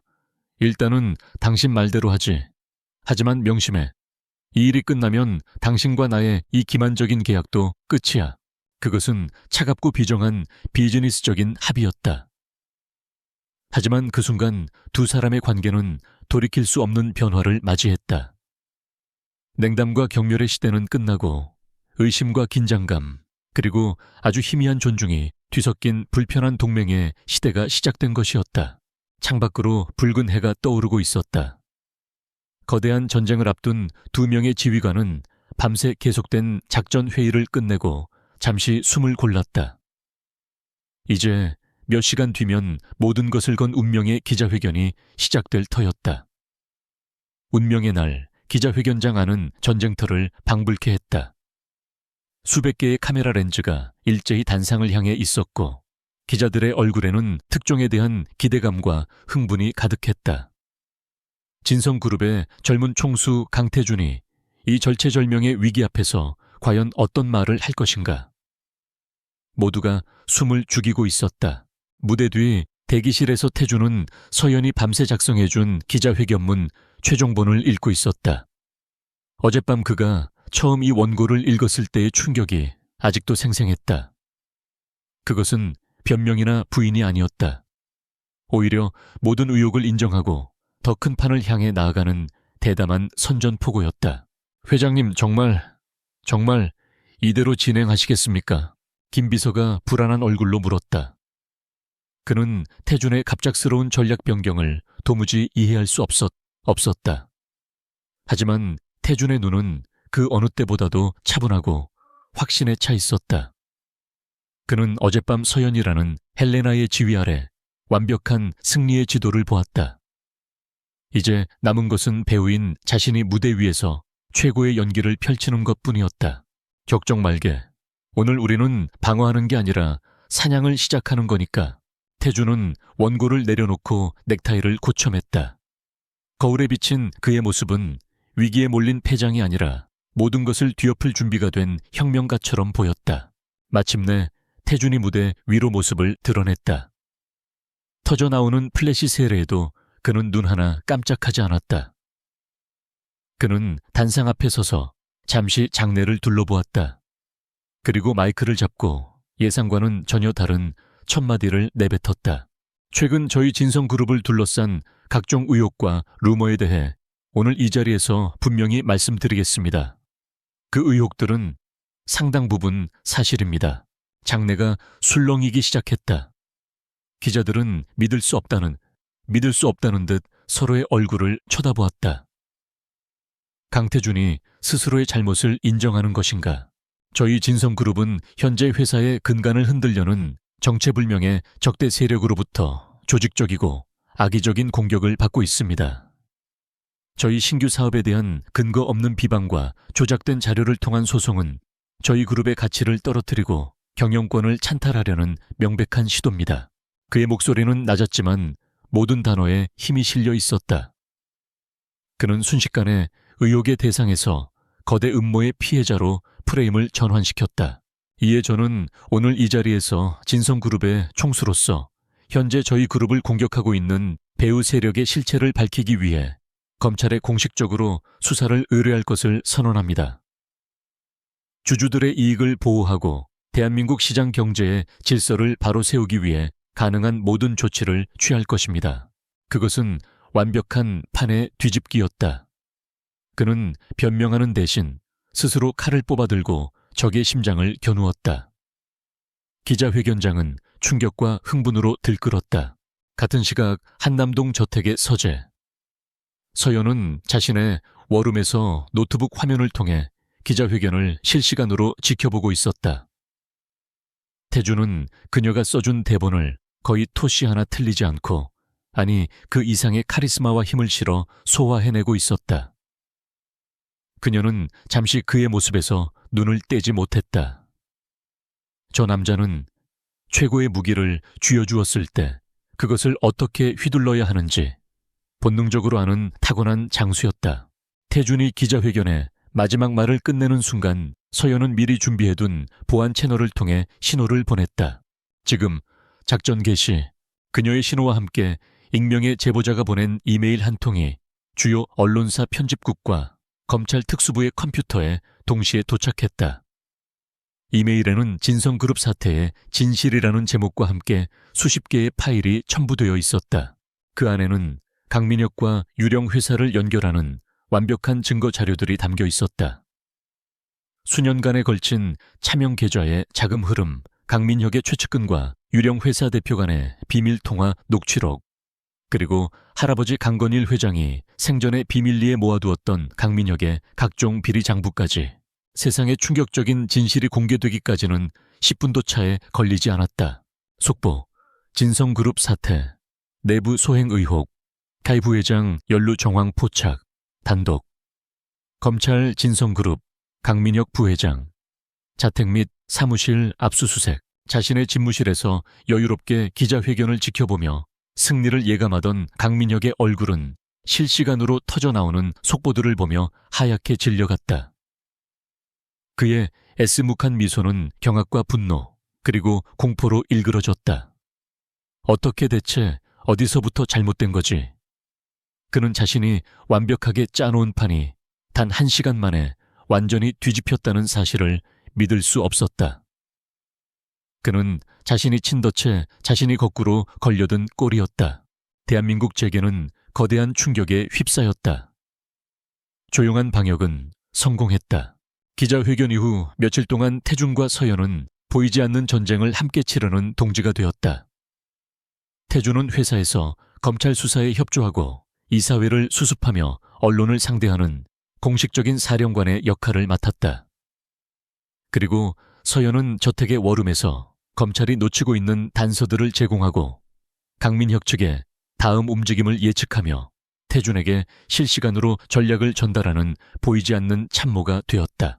두 사람은 새로 개설한 비공개 보안 채널을 통해 끊임없이 소통했다. 그들의 관계는 이전과는 180도 달라졌다. 어느 날 밤 사무실에 홀로 남아 지쳐있던 태준은 서연에게 전화를 걸었다. 특정 작전을 지시하기 위함이 아니었다. 그는 자신도 모르게 전체적인 상황에 대한 그녀의 견해를 듣고 싶었다. 강민혁 측 변호인단이 예상보다 거세게 나오고 있어. 그들이 노리는 게 뭘까? 수화기 너머로 서연의 차분한 목소리가 들려왔다. 그들은 시간을 벌고 있는 겁니다. 핵심 증거들을 해외로 빼돌리고 증인들을 회유할 시간이 필요한 거죠. 지금 검찰이 압박해야 하는 건 강 부회장이 아니라 그의 자금 관리를 맡아온 최 비서입니다. 그 사람이 가장 약한 골이에요. 태주는 잠시 말을 잃었다. 그녀의 통찰력은 언제나 그의 팀 전체를 합친 것보다 날카로웠다. 그는 이제 그녀의 의견을 신뢰하는 것을 넘어 의지하기 시작했다. 대화는 여전히 딱딱했지만 그 안에는 이전에는 없었던 전문가적인 유대감이 흐르고 있었다. 어느 날은 녹초가 되어 집에 돌아왔다. 그의 침실 문 앞 작은 테이블 위에 김이 모락모락 나는 따뜻한 죽과 보온병에 담긴 차가 놓여 있었다. 그리고 작은 메모지가 있었다. 머리가 맑아야 다음 전투에서 이길 수 있습니다. 충분한 휴식을 취하세요. 그것은 어쩌면 그녀의 또 다른 전략일지도 몰랐다. 지쳐있는 아군을 재정비하는. 하지만 태주는 그 따뜻한 죽을 먹으며 몇 년 만에 처음으로 가슴 한구석이 뭉클해지는 것을 느꼈다. 이 차가운 집에서 누군가 자신을 걱정해주고 있다는 사실이 낯설고도 기묘한 위안을 주었다. 그들의 협업이 절정에 달한 것은 강민혁 측에서 최후의 발악으로 역공을 시도했을 때였다. 강민혁 측은 태준이 과거 해외에서 진행했던 M&A 과정에서의 작은 절차적 실수를 찾아내 오히려 태준을 배임 혐의로 맞고소했다. 검찰 수사에 초점을 흐리려는 비열한 수법이었다. 태준과 그의 팀은 갑작스러운 역공에 당황했다. 화상회의는 무거운 침묵에 잠겼다. 그때 회의의 음성으로만 참여하고 있던 서연이 입을 열었다. 1분간의 정적이 흐른 뒤 그녀는 아무도 생각지 못한 완벽한 3단계의 역공 전략을 제시했다. 그것은 상대가 던진 칼을 공중에서 잡아 거꾸로 상대의 심장에 꽂아버리는 것과 같은 경이로운 전략이었다. 태주는 물론 회의에 함께 참석했던 김 비서까지 모두가 말없이 그녀의 목소리에 압도당했다. 태주는 그 순간 헬레나라는 전략가와 이서연이라는 여자가 완벽하게 하나로 겹쳐 보이는 것을 느꼈다. 그는 더 이상 그녀를 편견의 눈으로 보지 않았다. 그녀의 눈에 담긴 총기 압박 속에서도 흔들리지 않는 침착함, 결정적인 순간의 과감함. 그 모든 것이 그를 매료시키기 시작했다. 경멸은 존경으로 바뀌었고 존경은 서서히 다른 감정으로 변해가고 있었다. 그는 자신이 그녀에게 저질렀던 과거의 행동들에 대해 깊은 죄책감을 느끼기 시작했다. 마침내 그들의 노력은 결정적인 승리로 이어졌다. 검찰이 강민혁에 대한 구속영장을 청구하고 그의 모든 자산이 동결되었다는 뉴스가 보도되었다. 거대한 전쟁의 제일막이 내린 순간이었다. 그날 밤 태주는 자신의 사무실 창가에 서서 서울의 야경을 내려다보며 서연에게 전화를 걸었다. 우리가 해냈어. 수화기 너머로 서연의 조용한 숨소리가 들려왔다. 태주는 잠시 머뭇거리다가 스스로를 정정했다. 아니, 당신이 해냈어. 고맙다. 그것은 그가 태어나서 그녀에게 처음으로 한 감사 인사였다. 고맙다는 그 평범한 단어가 두 사람 사이에 보이지 않는 벽을 허물어뜨리는 거대한 망치처럼 울려 퍼졌다. 조용한 방역은 성공했지만 그것은 두 사람의 마음속에 예측하지 못했던 또 다른 파문을 일으키고 있었다. 강민혁의 제국은 무너지고 있었다. 자산은 동결되었고 측근들은 줄줄이 검찰에 소환되었으며 그 자신은 구속영장 실질 심사를 앞둔 시한부 자유의 몸이었다. 언론과 대중은 그를 그룹을 삼키려 한 탐욕스러운 배신자로 낙인 찍었다. 모두가 전쟁은 끝났다고 생각했다. 하지만 벼랑 끝에 몰린 늙은 늑대는 죽기 전에 마지막으로 상대의 목덜미를 물어뜯을 힘을 남겨두고 있었다. 강민혁은 자신의 패배를 인정할 수 없었다. 특히 그가 평생을 어리고 미숙하다고 얕보았던 조카 강태준에게 당했다는 사실을. 그는 자신의 사무실에 틀어박혀 밤새도록 복기했다. 대체 어디서부터 잘못된 것일까? 자신의 계획은 완벽했다. 태준의 성격, 이사회의 반응, 시장의 흐름까지 모든 것을 예측했다. 단 하나 예측하지 못한 변수가 있었다. 헬레나. 태준의 뒤에서 그 모든 방역의 시나리오를 짰던 미지의 조언자. 그놈만 없었다면 내가 이기는 싸움이었어. 그의 눈은 복수심으로 붉게 충혈되어 있었다. 그는 남은 시간과 자산을 총동원해 헬레나의 정체를 캐기 시작했다. 법의 테두리 안에서 움직이는 정보팀이 아니었다. 수십 년간 그가 뒷세계에서 관리해온 돈으로 움직이는 해결사들이었다. 처음에는 그들도 아무것도 찾아내지 못했다. 하지만 강민혁은 집요했다. 그는 태준 주변의 모든 인물들을 샅샅이 훑었다. 김비서, 법무팀장 해외의 컨설턴트까지. 그러다 그의 레이더에 전혀 예상치 못했던 인물이 걸려들었다. 이서연. 처음 보고를 받았을 때 강민혁은 코웃음을 쳤다. 그림자처럼 조용한 그 계집애가 말도 안 되는 소리. 하지만 해결사가 가져온 보고는 그의 생각을 흔들었다. 이상할 정도로 깨끗합니다. 학창시절부터 결혼 전까지 그녀의 삶에는 어떤 특별한 점도 없습니다. 마치 일부러 평범하게 보이도록 만들어진 삶 같습니다. 그리고 결혼 후 그녀의 동선은 집과 할아버지의 서재 단 2곳뿐입니다. 외부와의 접촉이 전무합니다. 너무나 평범해서 오히려 의심스러운 삶. 강민혁의 노예한 감각이 경고신호를 보내기 시작했다. 그는 태준이 갑자기 변한 시점과 이서연이 그 집에 들어온 시점이 정확히 일치한다는 사실을 깨달았다. 설마. 그의 머릿속에 섬뜩한 가설이 떠올랐다. 만약 그 계집애가 형님 강건일 회장이 심어놓은 비밀 병기라면 그에게는 더 이상 잃을 것이 없었다. 그것이 사실이든 아니든 이서연은 이제 그가 사용할 수 있는 유일하고도 가장 치명적인 카드였다. 태준의 가장 가까이에 있는 사람. 그리고 아무도 그녀를 중요하게 생각하지 않는 완벽한 사각지대에 있는 인물. 그 아이를 데려와 조용히, 누구도 모르게. 그의 목소리는 뱀처럼 차가웠다. 이것은 더 이상 경영권 분쟁이 아니었다. 모든 것을 건더럽고 비열한 마지막 도박이었다. 그날 오후 서연은 오랜만에 외출에 나섰다. 강민혁의 위협이 사라지자 집안의 감시 분위기도 많이 누그러졌다. 그녀는 태준에게 줄 선물을 사기 위해 백화점에 들렀다. 지난 며칠간 전쟁을 치르며 제대로 쉬지 못한 그를 위한 작은 선물이었다. 그들의 관계는 여전히 어색했지만 서연은 그 안에 미세한 온기가 자리 잡기 시작했음을 느끼고 있었다. 쇼핑을 마치고 지하 주차장으로 내려왔을 때였다. 그녀가 자신의 차로 다가가던 순간 갑자기 양옆에서 건장한 남자 2명이 나타나 그녀의 팔을 붙잡았다. 누구세요? 서연이 소리치려던 순간 한 남자가 그녀의 입을 거칠게 막았다. 그녀는 저항했지만 성인 남성의 힘을 당해낼 수는 없었다. 그들은 그녀를 순식간에 검은색 밴 차량으로 끌고 갔다. 모든 것이 단 몇 초 만에 아무도 보지 못하는 주차장 구석에서 벌어진 일이었다. 차 안에서 서연은 정신을 차리려 애썼다. 공포에 질려 소리를 지르는 대신 그녀의 머리는 그 어느 때보다도 차갑게 상황을 분석하기 시작했다. 강민혁, 그의 마지막 발악이다. 그녀는 납치범들의 대화를 통해 그들의 목적이 자신을 해치는 것이 아니라 자신을 인질로 삼아 태준을 협박하려는 것임을 파악했다.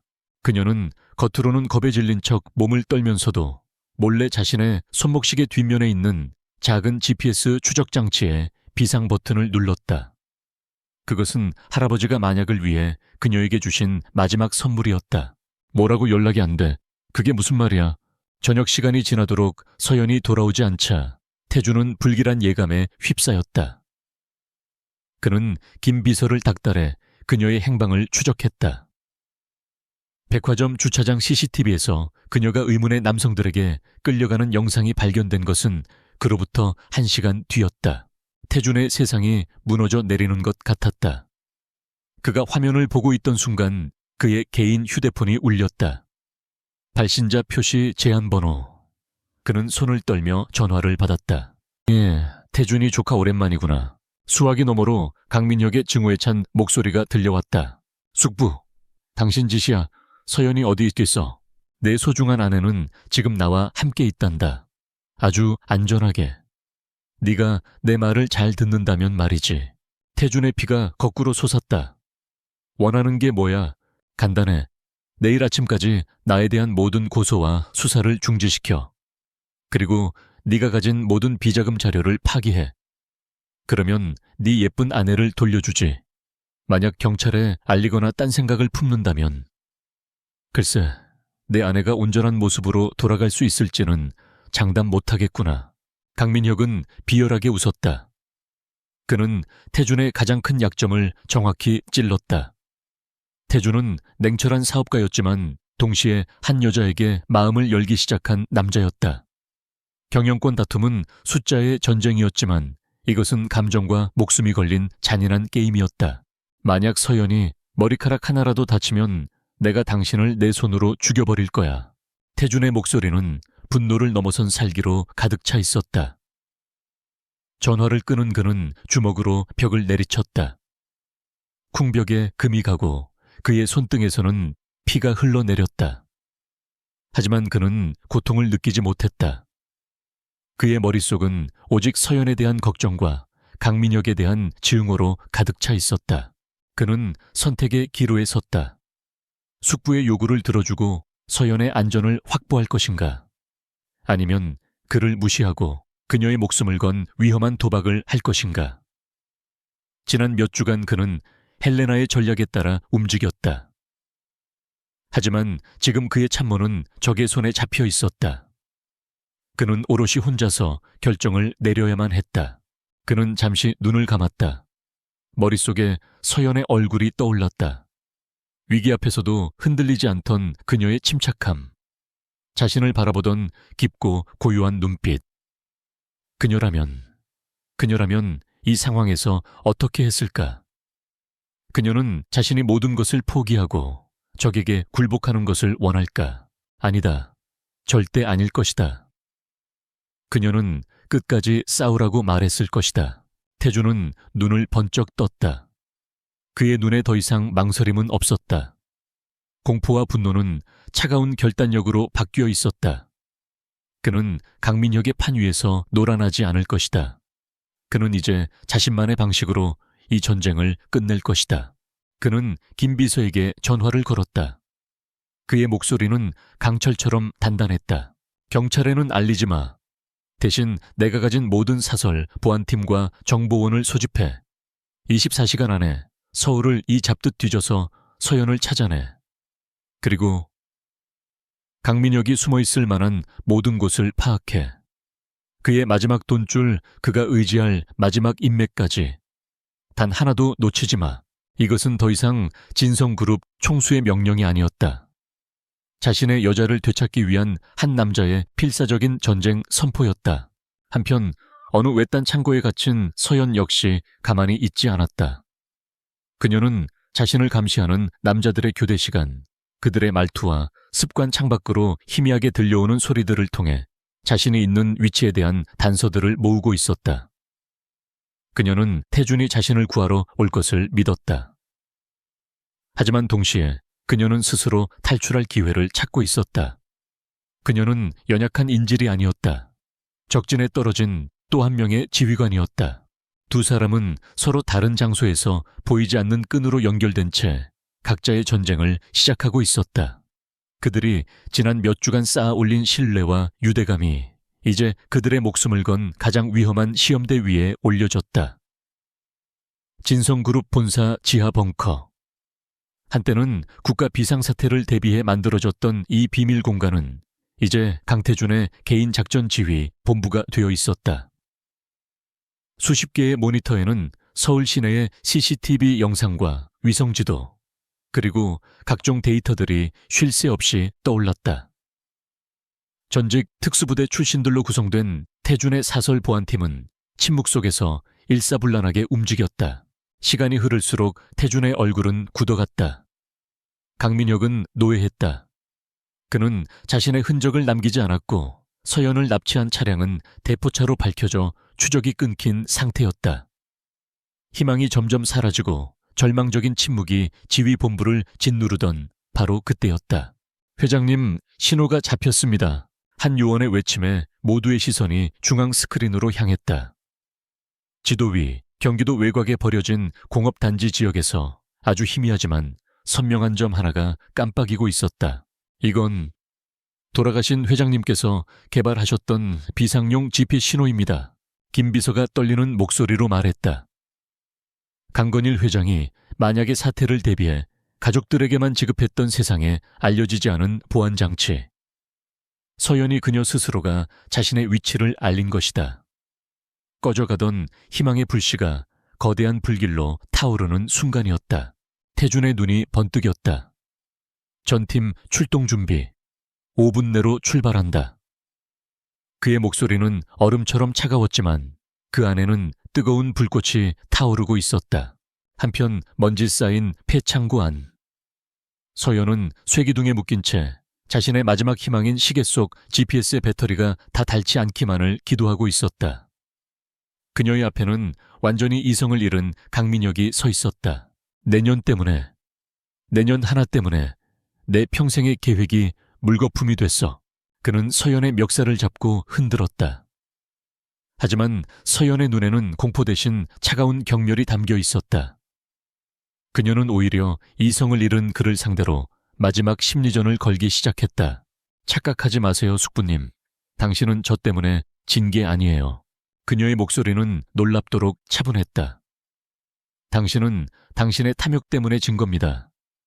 그리고 강태준이라는 사람을 얕봤기 때문에 진 거죠. 당신은 그를 그저 오만한 어린애로만 봤지만 그는 위기 속에서 더 강해지는 진짜 왕의 자질을 가졌어요. 닥쳐. 당신은 처음부터 체스판의 말을 잘못 봤어요. 저를 가장 먼저 제거했어야죠. 하지만 당신의 오만한 눈에는 제가 보이지도 않았겠죠. 당신은 왕을 잡기 위해 퀸을 무시했고 결국 그 퀸에게 목을 잡힌 겁니다.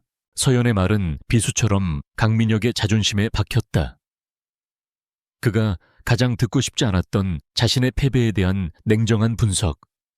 그는 분노에 차서 손을 치켜들었다. 바로 그 순간이었다. 서연은 일부러 그의 신경을 긁어 그가 이성을 잃고 자신에게 달려들도록 유도했다. 그가 손을 휘두르는 찰나 그녀는 묶인 몸을 교묘하게 비틀어 그의 다리를 걸었다. 동시에 그녀의 발이 뒤에 있던 낡은 배전반을 강하게 걷어찼다. 파용 하는 소리와 함께 스파크가 튀며 창고 안에 모든 불이 꺼졌다. 완전한 암흑. 그리고 그 혼란을 틈타 서연은 미리 봐두었던 바닥의 날카로운 쇠, 파이프 조각을 향해 필사적으로 몸을 움직였다. 자신을 묶은 밧줄을 끊기 위해서. 그녀는 태준이 올 때까지 기다리는 인질이 아니었다. 스스로 전장을 만드는 전사였다. 내부에서 소란이 감지됐습니다. 지금이 기회입니다. 창고 밖에서 잠입을 준비하던 보안팀에게 서연이 만든 혼란은 최고의 신호탄이었다. 태준의 명령이 떨어졌다. 진입. 작전은 소리 없이 그리고 무자비하게 진행되었다. 최첨단 야간 투시경을 쓴 보안팀원들은 유령처럼 창고 내부로 스며들어 어둠 속에서 당황한 강민혁의 용병들을 하나씩 제압해 나갔다. 총성이 울리지 않는 일방적인 사냥이었다. 태준은 지휘 차량에 앉아있지 않았다. 그 역시 방탄조끼를 입고 팀의 가장 선두에서 직접 움직이고 있었다. 그의 머릿속은 오직 하나의 생각뿐이었다. 내가 직접 그녀를 구해낸다. 마침내 창고 가장 안쪽의 방. 태준이 문을 거칠게 열어 젖혔다. 용병들은 모두 쓰러져 있었고 방 안에는 단 3사람만이 남아 있었다. 밧줄을 거의 끊어낸 서연, 그리고 완전히 궁지에 몰려 미쳐버린 강민혁. 오지마 한 발짝이라도 더 다가오면 이 계집의 목을 그어버릴 테다. 강민혁은 바닥에 떨어진 유리 조각을 집어들어 서연의 목에 겨누었다. 그는 마지막 발악을 하고 있었다. 태준은 그 자리에 멈춰 섰다.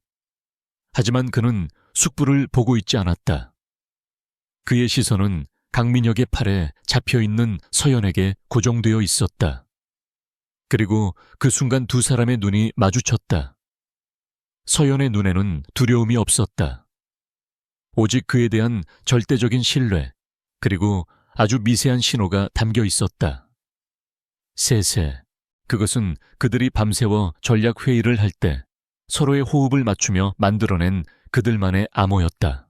태주는 아주 천천히 강민혁의 시선을 자신에게 고정시키기 위해 입을 열었다. 모든 게 끝났어요, 숙부. 이제 그만 포기하시죠. 하나, 강민혁이 광기 어린 웃음을 터뜨렸다. 끝나, 내가 죽기 전에 내 놈들부터 먼저 지옥으로 보낼 거다. 둘, 서연은 강민혁의 팔을 잡은 손에 힘이 들어가는 것을 느끼며 그녀의 모든 힘을 발뒤꿈치에 모았다. 셋, 서연이 강민혁의 발등을 하이힐 굽으로 강하게 내리찍는 동시에 팔꿈치로 그의 복부를 가격했다. 악! 강민혁의 몸이 순간적으로 움츠러들며 서연의 목에 겨누었던 유리 조각이 아주 잠시 흔들렸다. 그 0.1초의 순간을 태주는 놓치지 않았다. 그는 맹수처럼 바닥을 박차고 달려들었다. 그의 움직임은 눈으로 따라갈 수 없을 만큼 빨랐다. 그는 강민혁의 팔을 꺾어 유리 조각을 떨어뜨리고 그대로 그의 턱에 강력한 주먹을 날렸다. 강민혁은 비명 한 번 지르지 못하고 바닥으로 쓰러져 의식을 잃었다. 완벽한 합작이었다.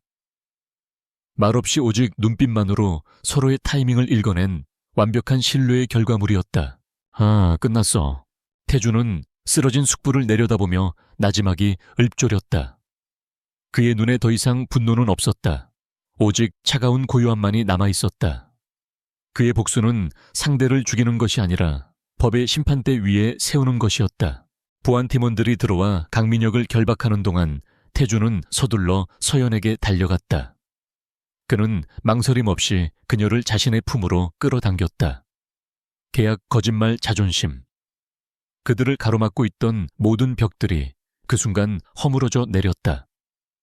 그는 떨리는 손으로 그녀가 다치지 않았는지 확인했다. 괜찮아, 다친 데 없어, 미안해. 정말 미안하다. 그것은 그의 두려움과 죄책감에 대한 진솔한 고백이었다. 그의 품에 안긴 서연은 마침내 긴장이 풀리는 것을 느끼며 그를 마주 안았다. 그녀의 목소리가 희미하게 떨리고 있었다.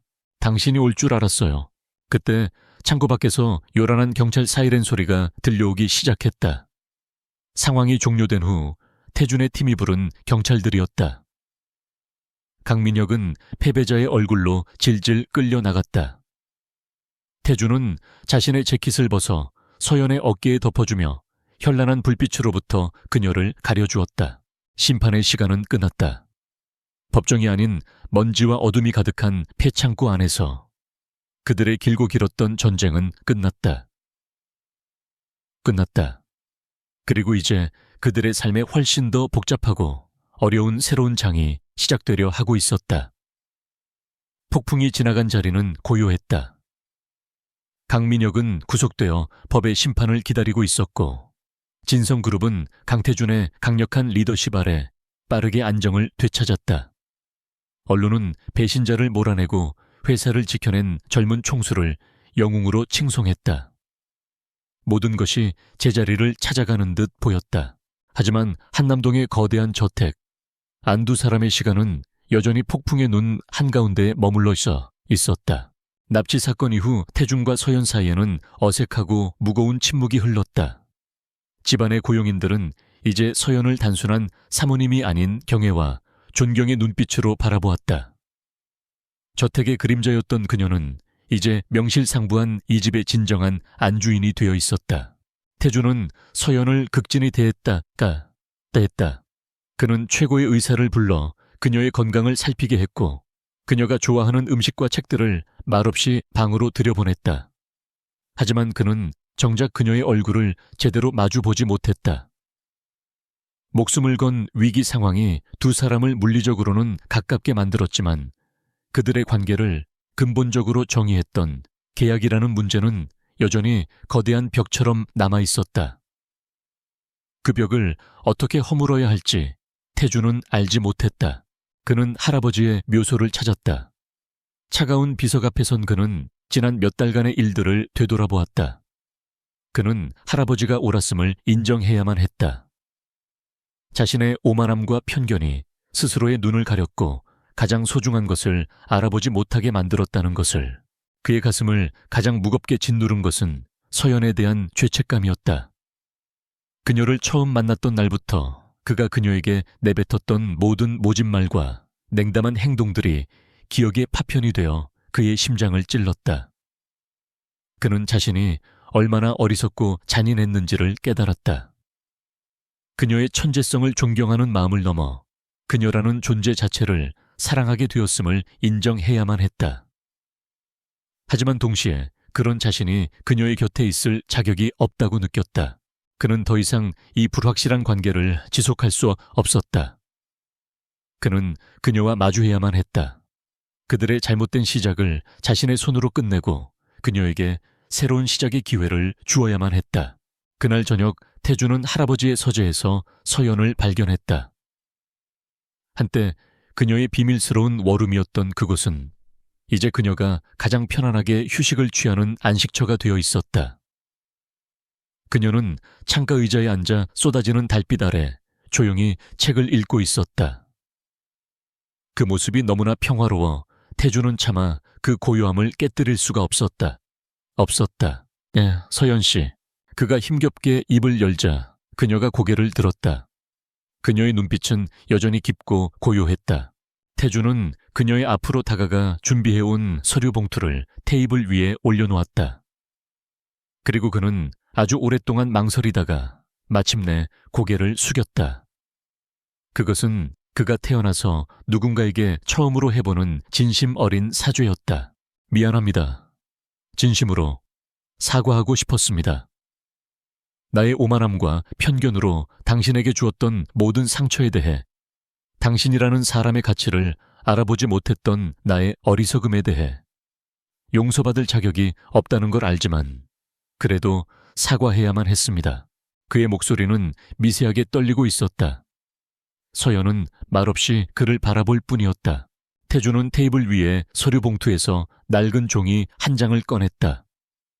그것은 결혼 첫날 밤 그가 그녀의 앞에서 차갑게 흔들었던 결혼 계약서였다. 이건 실수였습니다. 그가 말했다. 결혼이 실수가 아니라 이 종이 한 장으로 당신과 나의 관계를 정의하려고 했던 것이 나의 가장 큰 실수였습니다. 그는 계약서를 서연의 앞에 내려놓았다. 그리고 그 옆에 다른 서류 한 장을 나란히 놓았다. 이혼 합의서였다. 당신을 사랑하게 됐습니다. 헬레나라는 이름의 유령을 쫓았지만 내가 결국 찾아낸 사람은 내 아내인 당신이었습니다. 그래서 더 이상 당신을 이 계약에 묶어둘 수가 없습니다. 그는 처음으로 자신의 모든 것을 내려놓고 그녀 앞에서 완전히 무방비한 상태로 섰다. 이 계약서를 찍고 당신을 자유롭게 해주고 싶습니다. 당신이 원한다면 위자료는 당신이 원하는 만큼, 아니 그 이상으로 해줄 겁니다. 당신은 행복할 자격이 있어요. 나와 함께이든 혹은 나 없이든. 그는 모든 선택권을 그녀의 손에 넘겨주었다. 그의 사랑은 소유가 아니라 그녀의 행복을 진심으로 바라는 것이었다. 서효연은 오랫동안 아무 말도 하지 않았다. 그녀는 태준과 계약서 그리고 이혼 합의서를 차례로 내려다보았다. 그녀 역시 지난 며칠간 많은 생각을 했다. 의무감으로 시작했던 이 결혼. 하지만 죽음의 문턱을 함께 넘으며 그녀는 그의 차가운 가면 뒤에 숨겨진 진정한 모습을 보았다. 변화할 줄 아는 용기 자신의 사람을, 지키려는 뜨거움, 그리고 할아버지의 유산을 지키려는 강한 책임감. 그녀의 마음속에도 어느새 그를 향한 낯선 감정이 뿌리내리고 있었다. 마침내 그녀는 테이블 위로 손을 뻗었다.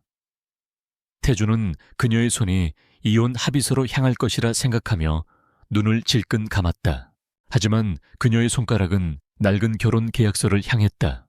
서연은 천천히 계약서를 집어들었다. 그리고 태준의 눈을 똑바로 바라보며 그것을 아주 천천히 반으로 찢었다. 당신 말이 맞아요. 이 종이는 실수였어요. 그녀의 입가에 아주 희미한 미소가 번졌다. 하지만 우리의 결혼까지 실수일 필요는 없겠죠. 그녀는 찢어진 계약서 조각을 테이블 위에 내려놓았다. 진정한 계약은 종이 위에 쓰는 게 아니라고 생각해요. 서로를 미끼로 선택했던 그 수많은 순간들 속에 이미 우리의 새로운 계약은 시작된 건지도 모르죠. 그녀는 자리에서 일어나 태준에게로 다가갔다. 그리고 그의 상처투성이 손을 자신의 두 손으로 부드럽게 감쌌다. 다시 시작해요, 우리. 계약의 파트너가 아니라 진짜 부부로. 그 순간 태준은 온몸에 힘이 풀리는 것을 느끼며 그녀를 자신의 품에 와락 끌어안았다. 그의 어깨가 아주 미세하게 떨리고 있었다. 그것은 길고 길었던 전쟁과 외로움의 끝을 알리는 한 남자의 뜨거운 눈물이었다. 몇 달 후 한남동 저택의 아침, 거대한 식탁에는 더 이상 한 사람만이 앉아있지 않았다. 태준과 서연은 따스한 아침 햇살을 받으며 나란히 앉아 아침 식사를 하고 있었다. 그들의 대화는 평범한 부부들처럼 소소하고 다정했다. 오늘 이사회 잘할 수 있죠. 당신이 검토해준 자료인데 걱정할 게 뭐 있겠어. 태준은 더 이상 오만한 독재자가 아니었다. 그는 아내의 지혜를 존중하고 직원들의 의견에 귀를 기울이는 현명한 리더로 거듭나 있었다. 그의 곁에는 언제나 최고의 전략가이자 동반자인 서연이 함께했다. 그녀는 공식적인 직책을 맡는 대신 여전히 회장님의 비밀 참모로 남기를 원했다. 그것이 그들만의 방식이었다. 차가웠던 저택은 이제 두 사람의 온기로 가득 찬 따뜻한 집이 되어 있었다. 식사를 마친 두 사람은 정원으로 나가 나란히 걸었다. 태준은 서연의 손을 자연스럽게 잡았다. 두 사람의 손가락이 단단하게 얽혔다. 오늘 저녁엔 당신이 좋아하던 그 그림 보러 미술관에 갈까? 좋아요. 대신 저녁은 내가 살게요. 당신이 좋아하는 걸로. 서연이 환하게 웃으며 대답했다. 그녀의 웃는 모습을 보며 태준은 세상의 모든 것을 얻은 것 같은 행복을 느꼈다. 길고 끔찍했던 폭풍우는 마침내 끝났다. 그리고 그 폭풍이 휩쓸고 간 자리에는 모든 것을 치유하는 따스한 아침 햇살이 내리고 있었다. 서로의 상처를 보듬고 서로의 손을 잡은 채 두 사람은 이제 막 시작된 그들의 진짜 내일을 향해 함께 걸어가고 있었다. 그것은 그 어떤 계약서보다도 견고하고 영원한 사랑이라는 이름의 약속이었다.